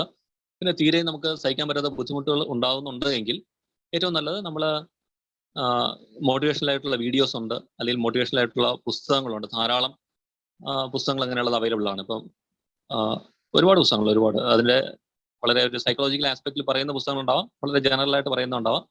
അത് നമ്മുടെ അഭിരുചി അനുസരിച്ച് അത്തരം പുസ്തകങ്ങൾ സെലക്ട് ചെയ്യുക, അത്തരം പുസ്തകങ്ങൾ വായിക്കുക. അപ്പോൾ അതൊക്കെ വളരെ നല്ല മോട്ടിവേഷൻ ആണ്. അത് നമുക്ക് കുറേയൊക്കെ സസ്റ്റെയിൻ ചെയ്യാൻ ആ ഒരു വളരെ ഡിമോട്ടിവേറ്റഡ് സ്റ്റേജിൽ നിന്ന് പെട്ടെന്നൊന്ന് റിക്കവർ ചെയ്യാനായിട്ട് കുറേ സഹായിക്കും.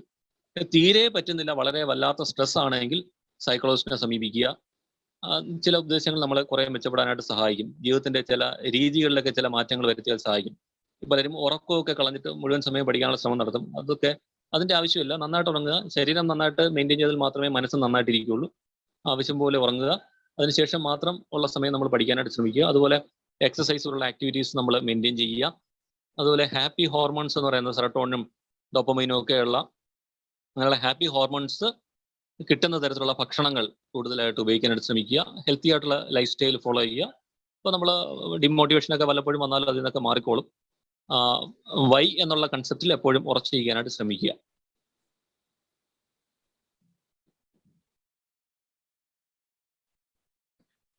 ഓക്കെ ആണോ?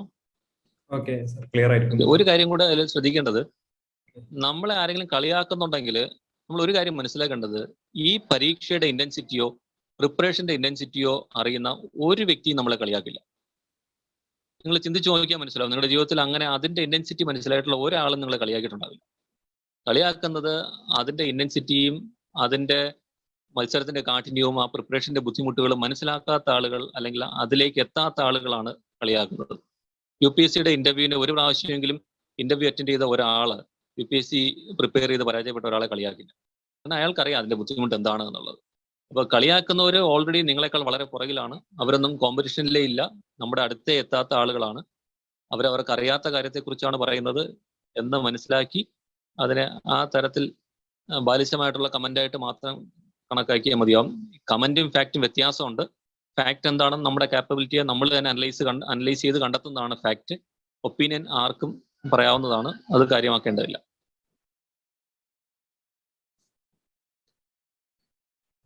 Thank you sir. സർ, ഒരു ക്വസ്റ്റ്യൻ കൂടി ഉണ്ട്. ബേസിക് നോളജ് ഇല്ലാത്ത ഒരാൾക്ക് KS ടോപ്പിക് ക്യാച്ച് ചെയ്യാൻ പറ്റുമോ? അത് നേരത്തെ പറഞ്ഞവരാണ്. ബേസിക് നോളജ് എന്ന് പറയുമ്പോൾ നമ്മൾ ആകെ അമ്മയെന്നും കാക്കയെന്നും ചോറെന്നും മാത്രം അറിയുന്ന നമ്മൾ സ്കൂളിൽ പോയി പഠിച്ച് എക്സാം ഒക്കെ പാസ്സായില്ലേ? അപ്പൊ അടിസ്ഥാന നോളജ് ഇല്ല എന്ന് പറയുന്നതിനകത്ത് അർത്ഥമില്ല. നമ്മൾ ഈ സ്കൂളിൽ പഠിച്ച കാര്യങ്ങളൊക്കെ തന്നെയാണ് നമ്മുടെ അടിസ്ഥാന കാര്യം. നേരത്തെ പറഞ്ഞ പോലെ നമുക്ക് പുതിയ നോളജ് അക്യൂർ ചെയ്യുന്നതിന് ഒരു തടസ്സമില്ല. നമ്മൾ സ്കൂളിൽ പഠിച്ച പാഠങ്ങളാണ് അടിസ്ഥാന പാഠങ്ങൾ. ഒപ്പം പത്രവും അങ്ങനെയുള്ള കറണ്ട് ആയിട്ടുള്ള കാര്യങ്ങളും പഠിക്കുക. നമ്മൾ കുറെ കാലമായിട്ട് പഠിത്തമായിട്ട് ടച്ചില്ലാതെ നിൽക്കുന്ന ഒരാൾ, അല്ലെങ്കിൽ കേസിനെ കുറിച്ചും ചിന്തിച്ചിട്ടില്ലാത്ത ഒരാൾ പുതിയതായിട്ട് പഠിച്ചു തുടങ്ങുമ്പോൾ തീർച്ചയായും കുറച്ച് ബുദ്ധിമുട്ടുകളുണ്ടാവും. പക്ഷെ ആ ബുദ്ധിമുട്ടുകൾ നമുക്ക് ഓവർകം ചെയ്യാൻ പറ്റുന്ന ബുദ്ധിമുട്ടുകളേ ഉള്ളൂ. നമ്മൾ ആദ്യത്തെ സമയങ്ങളിൽ കുറച്ച് ലിബറൽ ആയിട്ടുള്ള ഒരു ഷെഡ്യൂൾ പ്രിപ്പയർ ചെയ്ത് പഠിക്കുക, കുറച്ച് സമയം പഠിക്കുക, ഏറ്റവും മനസ്സിലാക്കാൻ കഴിയുന്ന സന്തോഷം തരുന്ന പുസ്തകങ്ങൾ, അങ്ങനെയുള്ള വിഷയങ്ങൾ പഠിക്കുക. ഗ്രാജുവലി മറ്റു വിഷയങ്ങളിലേക്ക് നമുക്ക് എത്താൻ കഴിയും. അപ്പൊ അതൊന്നും ഒരു ബുദ്ധിമുട്ടായിട്ട് പരിഗണിക്കേണ്ടതില്ല. ഒരു ബേസും ഇല്ലാത്ത ആളുകൾക്ക് നന്നായിട്ട് പഠിക്കാൻ പറ്റും. പ്രത്യേകിച്ച് UPSCയുടെ റിസൾട്ടൊക്കെ നമ്മൾ നോക്കിയാൽ മനസ്സിലാവും. പല ആളുകളും എന്താണ് ചുറ്റും നടക്കുന്നതിനെ കുറിച്ച് കൃത്യമായ ഒരു ധാരണയില്ലാത്ത, പ്രത്യേകിച്ച് ടെക്നിക്കൽ ബാക്ക്ഗ്രൗണ്ടിൽ നിന്ന് വരുന്ന ഒരുപാട് ആളുകൾ UPSCയെ ക്ലിയർ ചെയ്യാറുണ്ട്. KS അങ്ങനെയുള്ള ധാരാളം ആളുകൾ വരുന്നുണ്ട്.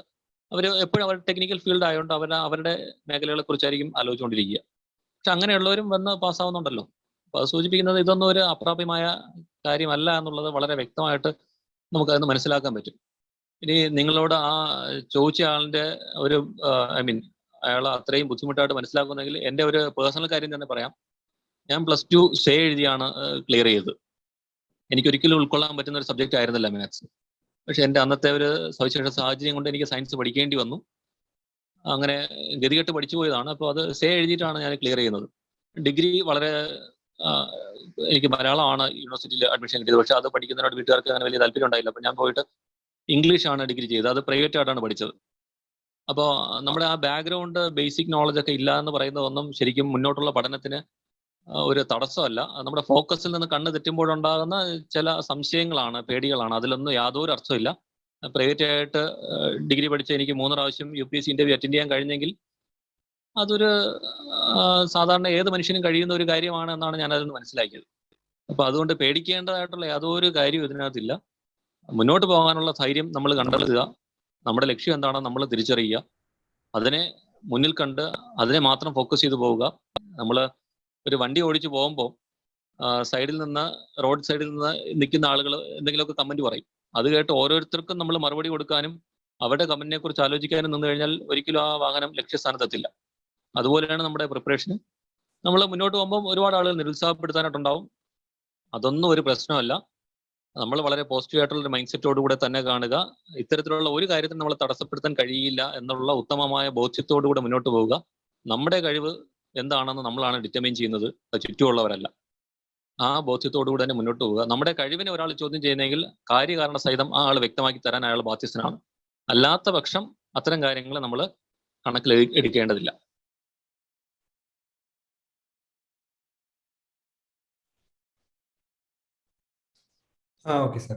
സോഷ്യൽ സ്കിൽസിനെ സംബന്ധിച്ച് നമ്മൾ ഇടപെട്ട് വരിക, അങ്ങനെ മാത്രമേ മാറ്റാൻ പറ്റുള്ളൂ. പ്രത്യേകിച്ച് നമ്മളിപ്പോഴ് ഒരു വലിയ പ്രശ്നം നമ്മൾ ഓൺലൈനും കൂടെ ഒക്കെ കൂടുതലായിട്ട്, പ്രത്യേകിച്ച് കോവിഡ് വന്നതിന് ശേഷം ഉപയോഗിക്കാൻ തുടങ്ങിയത് കൊണ്ട് നമുക്ക് ആളുകളുമായിട്ട് അധികം ഇടപഴകുന്നതിനും ബുദ്ധിമുട്ടുണ്ടാവും. അത് ചെറിയ ചെറിയ ഗ്രൂപ്പുകളിൽ ആദ്യം നമ്മൾ ഇടപെട്ട് തുടങ്ങുക. ചെറിയ ഇപ്പോൾ 2 പേരോ 3 പേരോ ഉള്ള ചെറിയ ഫ്രണ്ട് സർക്കിളിലേക്ക് വരിക, റിലേറ്റീവ്സിന്റെ വീടുകളിലേക്ക് പോവുക, കിട്ടുന്ന ചെറിയ ചെറിയ കല്യാണമോ അല്ലെങ്കിൽ ഹൗസ് വാമിയോ അങ്ങനെയുള്ള ചെറിയ ചെറിയ ഫംഗ്ഷൻസ് ഒക്കെ അറ്റൻഡ് ചെയ്യുക. അങ്ങനെയുള്ള ചെറിയ ചെറിയ കാര്യങ്ങളിലേക്ക് പങ്കെടുത്ത് കഴിയുമ്പോൾ നമുക്ക് ഒരു വൈമുഖ്യം മാറും. ചെറിയ ചെറിയ പ്രോഗ്രാംസിലൊക്കെ പങ്കെടുക്കാനും സംസാരിക്കാനും ഒക്കെ പറ്റുമെങ്കിൽ അത്തരം കാര്യങ്ങളിലൊക്കെ പങ്കെടുക്കുക. ഗ്രാജുവലി നമുക്ക് ആ പേടിയും മടിയൊക്കെ മാറിക്കിട്ടും. അത് ഒരു ദിവസം കൊണ്ടല്ല, ഇതൊരു പ്രോസസ്സാണ്. ഗ്രാജുവലി മാറിക്കിട്ടിക്കോളും. ഏത് സബ്ജക്ട് ഫോക്കസ് ചെയ്യണമെന്ന് ചോദിച്ചു കഴിഞ്ഞാൽ അത് ഇൻഡിവിജ്വലിന്റെ ചോയ്സ് ആണ്. ഹിസ്റ്ററി പഠിക്കാൻ ബുദ്ധിമുട്ടുള്ള ആൾ ഹിസ്റ്ററിയിൽ കൂടുതൽ സമയം സ്പെൻഡ് ചെയ്യേണ്ടതുണ്ട്. അതേസമയം സയൻസ് പഠിക്കാനാണ് ബുദ്ധിമുട്ടുള്ള ഒരാളുണ്ടെങ്കിൽ അതിന് സ്പെൻഡ് ചെയ്യുക. അത് ഓരോരുത്തരുടെയും സ്ട്രെങ്തും വീക്ക്നെസ്സും അവരവർ തിരിച്ചറിഞ്ഞിട്ട് അതനുസരിച്ചാണ് സ്പെൻഡ് ചെയ്യേണ്ടത്. എക്സാമിനെ സംബന്ധിച്ചാണെങ്കിൽ എക്സാമിന്റെ വെയിറ്റേജ് നോക്കുക, അതനുസരിച്ച് ചെയ്യാം. അങ്ങനെ വെയിറ്റേജ് നോക്കുമ്പോൾ ഇവിടെ വലിയ ബുദ്ധിമുട്ടുള്ള അങ്ങനെ ഹെവിലി വെയിറ്റേജ് വരുന്ന ഏരിയ ഇല്ല. പക്ഷെ പ്രിലിംസിനകത്ത് ഇംഗ്ലീഷും മലയാളവും കുറച്ചധികം ഫോക്കസ് ചെയ്യാം. പിന്നെ പഠിച്ചു തുടങ്ങുമ്പോൾ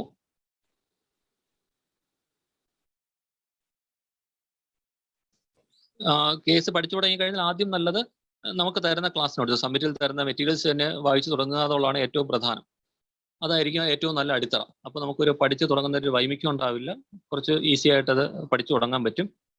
അത് കഴിഞ്ഞാൽ അതിനൊപ്പം നമുക്ക് ചെയ്യാൻ പറ്റുന്ന കാര്യം SCERT പുസ്തകങ്ങളോ NCERT പുസ്തകങ്ങളോ രണ്ടും വെബ്സൈറ്റിൽ നമുക്ക് ഫ്രീ ആയിട്ട് അവൈലബിൾ ആണ്. വെറുതെ ഗൂഗിൾ ചെയ്ത് നോക്കിയാൽ തന്നെ കിട്ടും. അത് വായിച്ചു തുടങ്ങുക. ഗ്രാജുവലി അത് വായിച്ച് കുറച്ചൊക്കെ അതിന് ശേഷം നമുക്ക് മറ്റ് നല്ല പുസ്തകങ്ങൾ വായിക്കാം. ഈ സ്കൂൾ ടെക്സ്റ്റ് വായിക്കാൻ പറയുന്നത് 2 കാര്യങ്ങളുണ്ടാണ്. ഒന്ന്, അത് വളരെ ലളിതമായിട്ട് കാര്യങ്ങൾ അതിനകത്ത് അവതരിപ്പിച്ചിട്ടുണ്ട്, കുട്ടികൾക്ക് മനസ്സിലാവാൻ വേണ്ടി അവതരിപ്പിച്ചിട്ടുള്ളത് കൊണ്ട് തന്നെ ലളിതമായിട്ടുള്ള ഭാഷയാണ്, ലളിതമായിട്ടുള്ള രീതിയാണ്. അതുകൊണ്ട് അത് വായിച്ചു തുടങ്ങാൻ നല്ലതായിരിക്കും.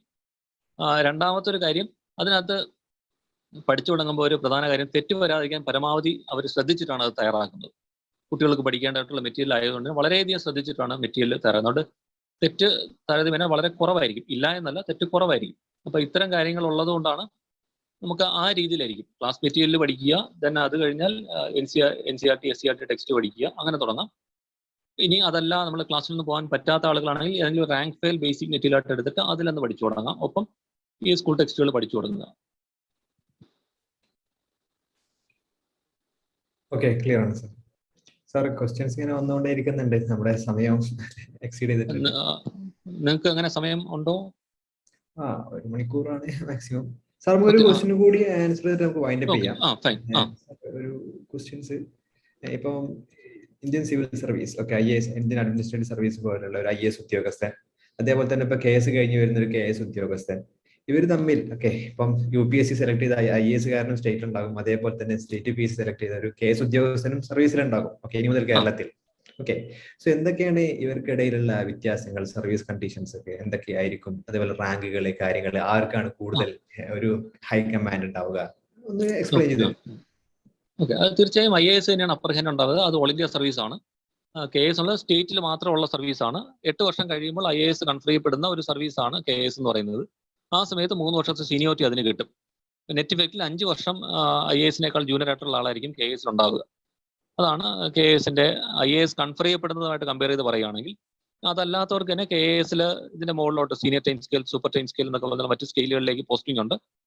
അപ്പം അതൊരിക്കലും IASന് ഇക്വലന്റ് ആയിട്ടുള്ള പോസ്റ്റുകളല്ല, മറിച്ച് IASന്റെ തൊട്ട് താഴെ തന്നെ നിൽക്കുക. അതായത് ഒരാൾ 25ാമത്തെ വയസ്സിൽ IAS കിട്ടിയാൽ എത്തുന്ന പോസ്റ്റിന്റെ അത്രയും 25ാമത്തെ വയസ്സിൽ KS കിട്ടുന്ന ഒരാളെ എത്താൻ കഴിയില്ല. തീർച്ചയായും അതിന്റെ ഒരു 2ാം സ്ഥാനത്ത് തന്നെയാണ് നിൽക്കുക. പക്ഷേ IASകാർ ഇടപഴകുന്ന അതേ മേഖലകളിൽ തന്നെ ഇടപഴകാനായിട്ട് കഴിയും. അവരെ പോലെ വ്യത്യസ്തമായ ഡിപ്പാർട്ട്മെന്റുകളിലേക്ക് പോസ്റ്റിംഗ് ഉണ്ടാവും. പ്രൊമോഷൻ ആ രീതിയിൽ തന്നെ നല്ല മെച്ചപ്പെട്ട പ്രൊമോഷൻസ് ഉണ്ട്. വിവിധ ഡിപ്പാർട്ട്മെന്റുകളിൽ നയപരമായ തീരുമാനങ്ങൾ എടുക്കാൻ കഴിയുന്ന തരത്തിലുള്ള പോസ്റ്റിങ്സ് തന്നെ ഉണ്ടാവും. അപ്പൊ അതിലൊന്നും ബുദ്ധിമുട്ടൊന്നും ഉണ്ടാവില്ല. രണ്ടും ഒരു മാനേജ്മെന്റ് ലെവലിലുള്ള പോസ്റ്റുകൾ തന്നെയാണ് വരുന്നത്. അതിലൊന്നും വ്യത്യാസമൊന്നും ഉണ്ടാവില്ല. ഇനിഷ്യൽ സ്റ്റേജിലുള്ള ഒരു അല്പം ജൂനിയർ ആയിട്ട് തുടങ്ങുന്നു എന്നുള്ളതാണ് വ്യത്യാസം. പിന്നെ പേ സ്കെയിലിനെ സംബന്ധിച്ചാണെങ്കിൽ UPSCയെ സംബന്ധിച്ച് IASകാരെ സംബന്ധിച്ച് കേന്ദ്ര പേ സ്കെയിലാണ് വരിക. അതേസമയം KSനെ സംബന്ധിച്ച് സംസ്ഥാനത്തിന്റെ പേ സ്കെയിലാണ് അതിനകത്ത് വരുന്നത്. പ്രൊമോഷൻ സ്ട്രക്ചറിൽ ചെറിയ വ്യത്യാസങ്ങളുണ്ട്. UPSCയെ സംബന്ധിച്ച് ഉള്ള രീതിയിലല്ല KSന്റെ പ്രൊമോഷൻ സ്ട്രക്ചർ വന്നിട്ടുള്ളത്. അതിലൊക്കെ സ്ലൈറ്റ് ഡിഫറൻസ് ഉണ്ട്. ബേസിക്കലി നമ്മൾ മനസ്സിലാക്കേണ്ടത് IASന് തൊട്ട് താഴെ വരുന്ന ഒരു സർവീസാണ് KS. IASകാർ ഇടപെടുന്ന എല്ലാ മേഖലകളിലും ഇടപെടാനുള്ള എല്ലാ സാധ്യതയും ഉള്ള ഒരു സർവീസ് തന്നെയാണ് KS. സാർ, കമ്മ്യൂണിക്കേഷൻ സ്കിൽസിനെ കുറിച്ചൊരു ക്വസ്റ്റ്യൻ വന്നിട്ടുണ്ട്. അതായത് സോഷ്യലി കമ്മ്യൂണിക്കേറ്റീവ് സ്കിൽസ് ഇല്ലാത്ത ഒരാൾ എങ്ങനെയാണ് അത് കൂട്ടാൻ എന്താണ് ശ്രമിക്കേണ്ടത് എന്നുള്ളൊരു ക്വസ്റ്റ്യൻ വന്നിട്ടുണ്ട്. അത് നമ്മൾ നേരത്തെ പറഞ്ഞ പോലെയാണ്. നമ്മൾ ചെറിയ ചെറിയ ഗ്രൂപ്പ്സിൽ സംസാരിച്ചു തുടങ്ങുക, ചെറിയ ചെറിയ മീറ്റിംഗ്സിലൊക്കെ അറ്റൻഡ് ചെയ്ത് തുടങ്ങുക. ഗ്രാജുവലി ശരിയാക്കാൻ പറ്റും. അതൊരു അങ്ങനെ ഒരു വലിയ പ്രശ്നമല്ല. ഇപ്പം ബേസിക്കലി ഞാനൊരു ഇൻട്രോവേർട്ട് ആണ്. പക്ഷേ എനിക്കിപ്പോൾ ഒരു കമ്മ്യൂണിറ്റിയെ ഫേസ് ചെയ്യുന്നതിനും ബുദ്ധിമുട്ടില്ല. അത് ഗ്രാജുവലി പല പല വേദികളിൽ സംസാരിച്ചാണ് വരുന്നത്. ഇപ്പോൾ ഓഫീസിലേക്കുള്ളവർക്ക് ഓഫീസിലേക്കുള്ള ചെറിയ ഫംഗ്ഷൻസിലൊക്കെ സംസാരിക്കുക, ഫ്രണ്ട് സർക്കിളുള്ള ഫ്രണ്ട്സിന്റെ ഇടയിലൊക്കെ സംസാരിച്ചു ഗ്രാജുവലി ആണ് അത് ബിൽഡപ്പ് ചെയ്യുന്നത്. അതൊന്നും വലിയ ബുദ്ധിമുട്ടുണ്ടാവുകയില്ല. പ്രാക്ടീസ് ചെയ്താൽ മാത്രം മതിയാവും. ഓക്കെ സാർ, നെക്സ്റ്റ് ക്വസ്റ്റ്യൻ, വീട്ടിൽ നിന്ന് മെറ്റീരിയൽസ് കളക്ട് ചെയ്ത് മാത്രം പഠിച്ച് KS നേടാൻ പറ്റുമോ എന്നാണ് നെക്സ്റ്റ് ക്വസ്റ്റ്യൻ. വീട്ടിൽ നിന്ന് നമുക്ക് മെറ്റീരിയൽസ് നമുക്ക് വീട്ടിൽ നിന്ന് തന്നെ കളക്ട് ചെയ്ത് പഠിക്കാൻ പറ്റും. അതൊന്നും പ്രശ്നമല്ല. പക്ഷെ അതിന്റെ ഒരു ബേസിക് പ്രോബ്ലം എന്ന് പറയുന്നത്, നമ്മൾ ഒറ്റയ്ക്കിരുന്ന് പഠിക്കുമ്പോൾ നമുക്ക് നമ്മളെക്കുറിച്ച് മാത്രമേ അറിയാവൂ. കോമ്പറ്റീഷന്റെ യഥാർത്ഥ ലെവൽ എന്താണെന്ന് നമുക്ക് മനസ്സിലാക്കാൻ കഴിയില്ല. അപ്പൊ അങ്ങനെയുള്ള സാഹചര്യത്തിൽ നമുക്കൊരു ഇൻസ്റ്റിറ്റ്യൂട്ടിന്റെ ഒക്കെ സഹായം വരുന്നത് അങ്ങനെയാണ്. അവിടെയാണ് നമുക്ക് കോമ്പറ്റീഷന്റെ ലെവൽ മനസ്സിലാക്കാൻ പറ്റുന്നത്, ഒരു എക്സാമിന്റെ പൾസ് തിരിച്ചറിയാൻ പറ്റുന്നത്. അപ്പൊ അവിടെ നമ്മൾ ഇൻസ്റ്റിറ്റ്യൂട്ടിൽ പോയി ആൻസേഴ്സ് എഴുതി കാണിക്കാനും കൂടെയൊക്കെ തയ്യാറാവണം. തീരെ ഒരു തരത്തിലും പുറത്തുപോയി പഠിക്കാൻ പറ്റാത്ത ആളാണെങ്കിൽ പോലും ഏതെങ്കിലും ഇൻസ്റ്റിറ്റ്യൂട്ടിൽ പോയി ടെസ്റ്റ് എഴുതി അത് വാല്യൂ ചെയ്ത് കിട്ടാനുള്ള ഒരു ശ്രമം നടത്തണം.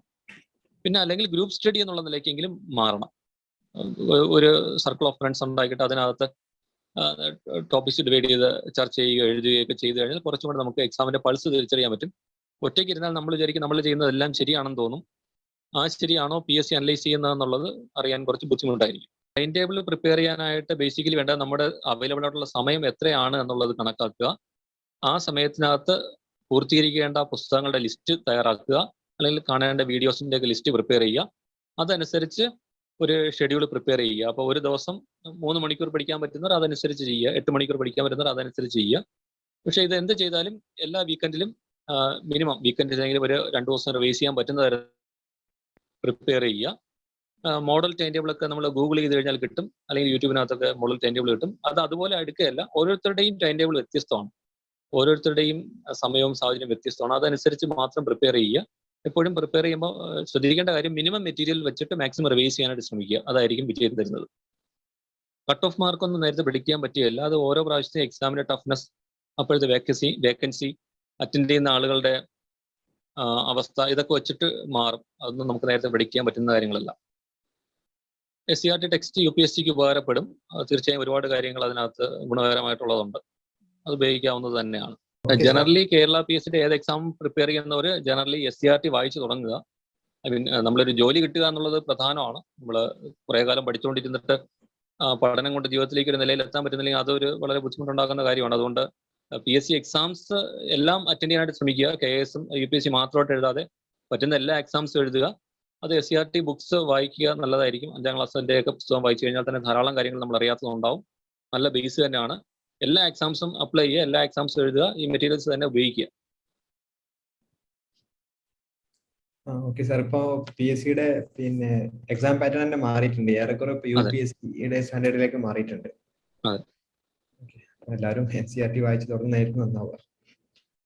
അല്ല, എൻ സി ആർ ടി വായിക്കാം, തീർച്ചയായും വായിക്കാം, അത് കുഴപ്പമില്ല. പക്ഷേ SCERT ഒഴിവാക്കിയിട്ട് NCERT വായിക്കണമെന്ന് ഞാൻ അഭിപ്രായപ്പെടില്ല. കേരള PSCയുടെ എക്സാംസ് എഴുതുന്നവർ ഒരു SCERT കൂടെ തന്നെ വായിക്കുക. NCERT വായിക്കാൻ പറ്റുന്നവർ തീർച്ചയായും വായിക്കുക. അത് ഒഴിവാക്കണമെന്നല്ല, ഒന്നിനെ സബ്സ്റ്റിറ്റ്യൂട്ട് ചെയ്യുന്നതെന്നല്ല. കേരള PSC മാത്രം ഫോക്കസ് ചെയ്യുന്നവർ SCERTയിൽ കൂടുതൽ ബലം കൊടുക്കുക. കാരണം കേരളത്തെക്കുറിച്ചുള്ള കുറച്ചും കൂടെ കാര്യങ്ങൾ അതിൽ അറിയാൻ പറ്റും. അതുകൊണ്ടാണ്. അതെല്ലാം സമയം കിട്ടുന്നവർ തീർച്ചയായും SCERT വായിക്കുക, NCERT കൂടെ വായിക്കുക. കാരണം ഇന്ത്യയെ സംബന്ധിച്ചുള്ള കുറേ അധികം കാര്യങ്ങൾ അതിനകത്ത് അഡീഷണലി ഉണ്ട്. ഒന്നും സബ്സ്റ്റിറ്റ്യൂട്ട് ചെയ്യാനല്ല, സമയത്തിന്റെ അവൈലബിലിറ്റി അനുസരിച്ച് ഉപയോഗിക്കുക എന്നുള്ളതാണ്. ഒന്നുകൊണ്ടേയിരിക്കും. So economy by Vivek Singh പോലെ കറണ്ട് അഫയർ കവർ ചെയ്യാൻ ബാക്കി ടോപ്പിക്സിന് ഏതെങ്കിലും നല്ല സോഴ്സ് സജസ്റ്റ് ചെയ്യാമോ? അങ്ങനെ സിംഗിൾ സോഴ്സ് ആയിട്ട് ഒരിക്കലും പറയാൻ പറ്റില്ല. കാരണം കറണ്ട് അഫയേഴ്സിന്റെ എത്ര ശ്രദ്ധിച്ചാലും അതിനകത്ത് നമ്മൾ ശ്രദ്ധിക്കാത്ത ഒരുപാട് കാര്യങ്ങൾ പുറത്തുണ്ടാവും. അപ്പം നിങ്ങൾ ഉദ്ദേശിക്കുന്നത് എല്ലാം വരുന്ന ഒരു മെറ്റീരിയൽ ആണെങ്കിൽ അങ്ങനെ ഒരു മെറ്റീരിയൽ അവൈലബിൾ അല്ല. നമുക്ക് ഉപയോഗിക്കാൻ പറ്റുന്നത് വിഷന്റെ കറണ്ട് അഫയേഴ്സ് മാഗസീൻ ഉണ്ട്, ഇൻസൈറ്റ്സിന്റെ ഉണ്ട്, അങ്ങനെയുള്ള മാഗസീൻസ് ഉപയോഗിക്കാം. ഇതെല്ലാം വളരെ ക്രിസ്പ് ആയിട്ടുള്ള മെറ്റീരിയലാണ് ഉപയോഗിക്കുന്നതിൽ ശൂന്യ IAS SUNYA എന്നൊരു വെബ്സൈറ്റ് ഉണ്ട്. അവരുടെ മെറ്റീരിയൽ ഉണ്ട്, ഒരു 40 പേജിലൊക്കെ അവർ മാക്സിമം കവർ ചെയ്യും. ഡീറ്റെയിൽസ് അധികം ഉണ്ടാവില്ല, എല്ലാ ഏരിയയും കുറേയൊക്കെ കവർ ചെയ്യാറുണ്ട്. അപ്പോൾ ഇങ്ങനെയുള്ളൂ, നമുക്ക് എല്ലാം കൂടെ കിട്ടുന്ന ഒരു മെറ്റീരിയൽ ഒരിക്കലും ഉണ്ടാവില്ല. മെറ്റീരിയലിനെ മാക്സിമം നന്നായിട്ട് നമ്മൾ അനലൈസ് ചെയ്ത് പഠിക്കുക, അത് തന്നെ മതിയാവും പഠിക്കാനായിട്ട്. ഇപ്പോൾ റാവൂസിന്റെ വീഡിയോയുടെ കാര്യം നേരത്തെ പറഞ്ഞു. നിങ്ങൾ നോക്കുമ്പോൾ അതിനകത്ത് ഡെയിലി ഒരു 3 ടോപ്പിക്കോ 5 ടോപ്പിക്കൊക്കെ ഉണ്ടാവുള്ളൂ. ഒരു ദിവസം നമ്മൾ നോക്കുമ്പോൾ അത് ഇത്രയല്ലേ ഉള്ളൂ, ഇതുകൊണ്ട് എന്താവണമെന്ന് തോന്നും. നമ്മൾ മനസ്സിലാക്കേണ്ടത് ഒരു വർഷം എന്നുള്ളത് 365 ദിവസമുണ്ട്. ഒരു വർഷം ആകുമ്പോഴത്തേക്ക് 1500-ലധികം ടോപ്പിക്സ് നമ്മൾ പഠിച്ചു കഴിയും. അപ്പോൾ അതുകൊണ്ട് ഒരു ദിവസം കാണുന്ന കാര്യങ്ങൾ വളരെ കുറഞ്ഞു പോയി എന്നുള്ള കാര്യം നമ്മളത് മാറി നിൽക്കേണ്ടതില്ല. കിട്ടുന്ന മെറ്റീരിയൽ പഠിച്ചാൽ മതിയാവും. ഒരു വർഷം ആകുമ്പോഴത്തേക്ക് നിങ്ങൾ അതുകൊണ്ട് വളരെയധികം നോളജ് ഗ്യാദർ ചെയ്തിട്ടുണ്ടാവും. അത് നമ്മൾ തിരിച്ചറിയാതെ പോകുന്നതുകൊണ്ടാണ് എന്തെങ്കിലും മിസ് ഔട്ട് ആയി പോകുന്നുണ്ടോ എന്നുള്ള ഫിയർ ഓഫ് മിസ്സിങ് ഔട്ട് എന്നുള്ള ഒരു പ്രശ്നം വരുന്നത്. അങ്ങനെ പേടിക്കേണ്ടതില്ല. നിങ്ങൾ കൃത്യമായിട്ട് കുറേ കാര്യങ്ങൾ അനലൈസ് ചെയ്ത് പഠിച്ചു കഴിഞ്ഞാൽ ബാക്കിയുള്ള ചോദ്യങ്ങൾ അനലൈസ് ചെയ്യാനുള്ള മെന്റൽ ക്യാപ്പബിലിറ്റി നമുക്ക് ഓൾറെഡി ഉണ്ടാവും. അതുകൊണ്ട് അതിനെക്കുറിച്ച് പേടിക്കേണ്ടതില്ല. ബിഗ് പിക്ചർ ഇമ്പോർട്ടൻ്റ് ആണ്. നമുക്ക് കുറേ കാര്യങ്ങളെക്കുറിച്ച് നിഷ്പക്ഷമായ ചില അഭിപ്രായ പ്രകടനങ്ങൾ അതിനകത്ത് കിട്ടും. കാണാൻ പറ്റുമെങ്കിൽ കാണുക, നിർബന്ധമല്ല. ഒന്നും നിർബന്ധമല്ല. ബിഗ് പിക്ചർ കാണാൻ പറ്റുമെങ്കിൽ കാണുക, അതിന്റെ ട്രാൻസ്ക്രിപ്റ്റ് വായിക്കാൻ പറ്റുമെങ്കിൽ വായിക്കുക, നല്ലത് തന്നെയാണ്. എപ്പോഴും എന്ത് വായിച്ചാലും പഠിച്ചാലും സ്വന്തമായിട്ട് ഒരു അനാലിസിസ് അതിനെക്കുറിച്ച് ഉണ്ടാവണം എന്നുള്ളതാണ് ഏറ്റവും പ്രധാനം. ഒരു ന്യൂസ് കണ്ടാൽ വേറെ ആരെങ്കിലും അതിനെ ഒരു അനാലിസിസ് നടത്തി തരിക എന്നുള്ളതിനേക്കാൾ സ്വയം അനാലിസിസ് ചെയ്യാൻ കഴിഞ്ഞാൽ മാത്രമേ പരീക്ഷയ്ക്ക് നമുക്ക് എഴുതാൻ പറ്റുള്ളൂ. അതിനേക്കാൾ ഉപരിയായിട്ട് ഭാവിയിൽ ജോലി ചെയ്യുമ്പോൾ കാര്യങ്ങൾ കൃത്യമായിട്ട് മനസ്സിലാക്കി തീരുമാനങ്ങൾ എടുക്കാൻ കഴിയുള്ളൂ. വെബ്സൈറ്റ്സ് ഇൻസൈറ്റ്സ് ഉപയോഗിക്കാവുന്നതാണ്, വിഷൻ ഉപയോഗിക്കാവുന്നതാണ്, ശൂന്യ SUNYA ഉപയോഗിക്കാവുന്നതാണ്. ശൂന്യയിലാണ് മിനിമം ഏറ്റവും ചെറിയ മെറ്റീരിയൽ ആയിട്ട് വരുന്നത്. അതുപോലെ KB എന്നുള്ള മെറ്റീരിയൽ ഉണ്ട്. ഒരുപാട് പേര് വരുന്നുണ്ട്, നോട്ട് മെറ്റീരിയൽ ആയിട്ട് വരുന്നുണ്ട്. മെയിൻസിനുള്ള എല്ലാ ടോപ്പിക്സും പ്രിലിംസിനകത്ത് ഉണ്ടാകും. മിസ്സായിട്ട് പ്രിലിംസിന് അഡീഷണലി നമ്മൾ വരുന്നത് കണക്ക്, ഇംഗ്ലീഷ്, മലയാളം, ആ 3 ടോപ്പിക്സ് പ്രിലിംസിന് അഡീഷണലി വരുന്നു എന്നേ ഉള്ളൂ.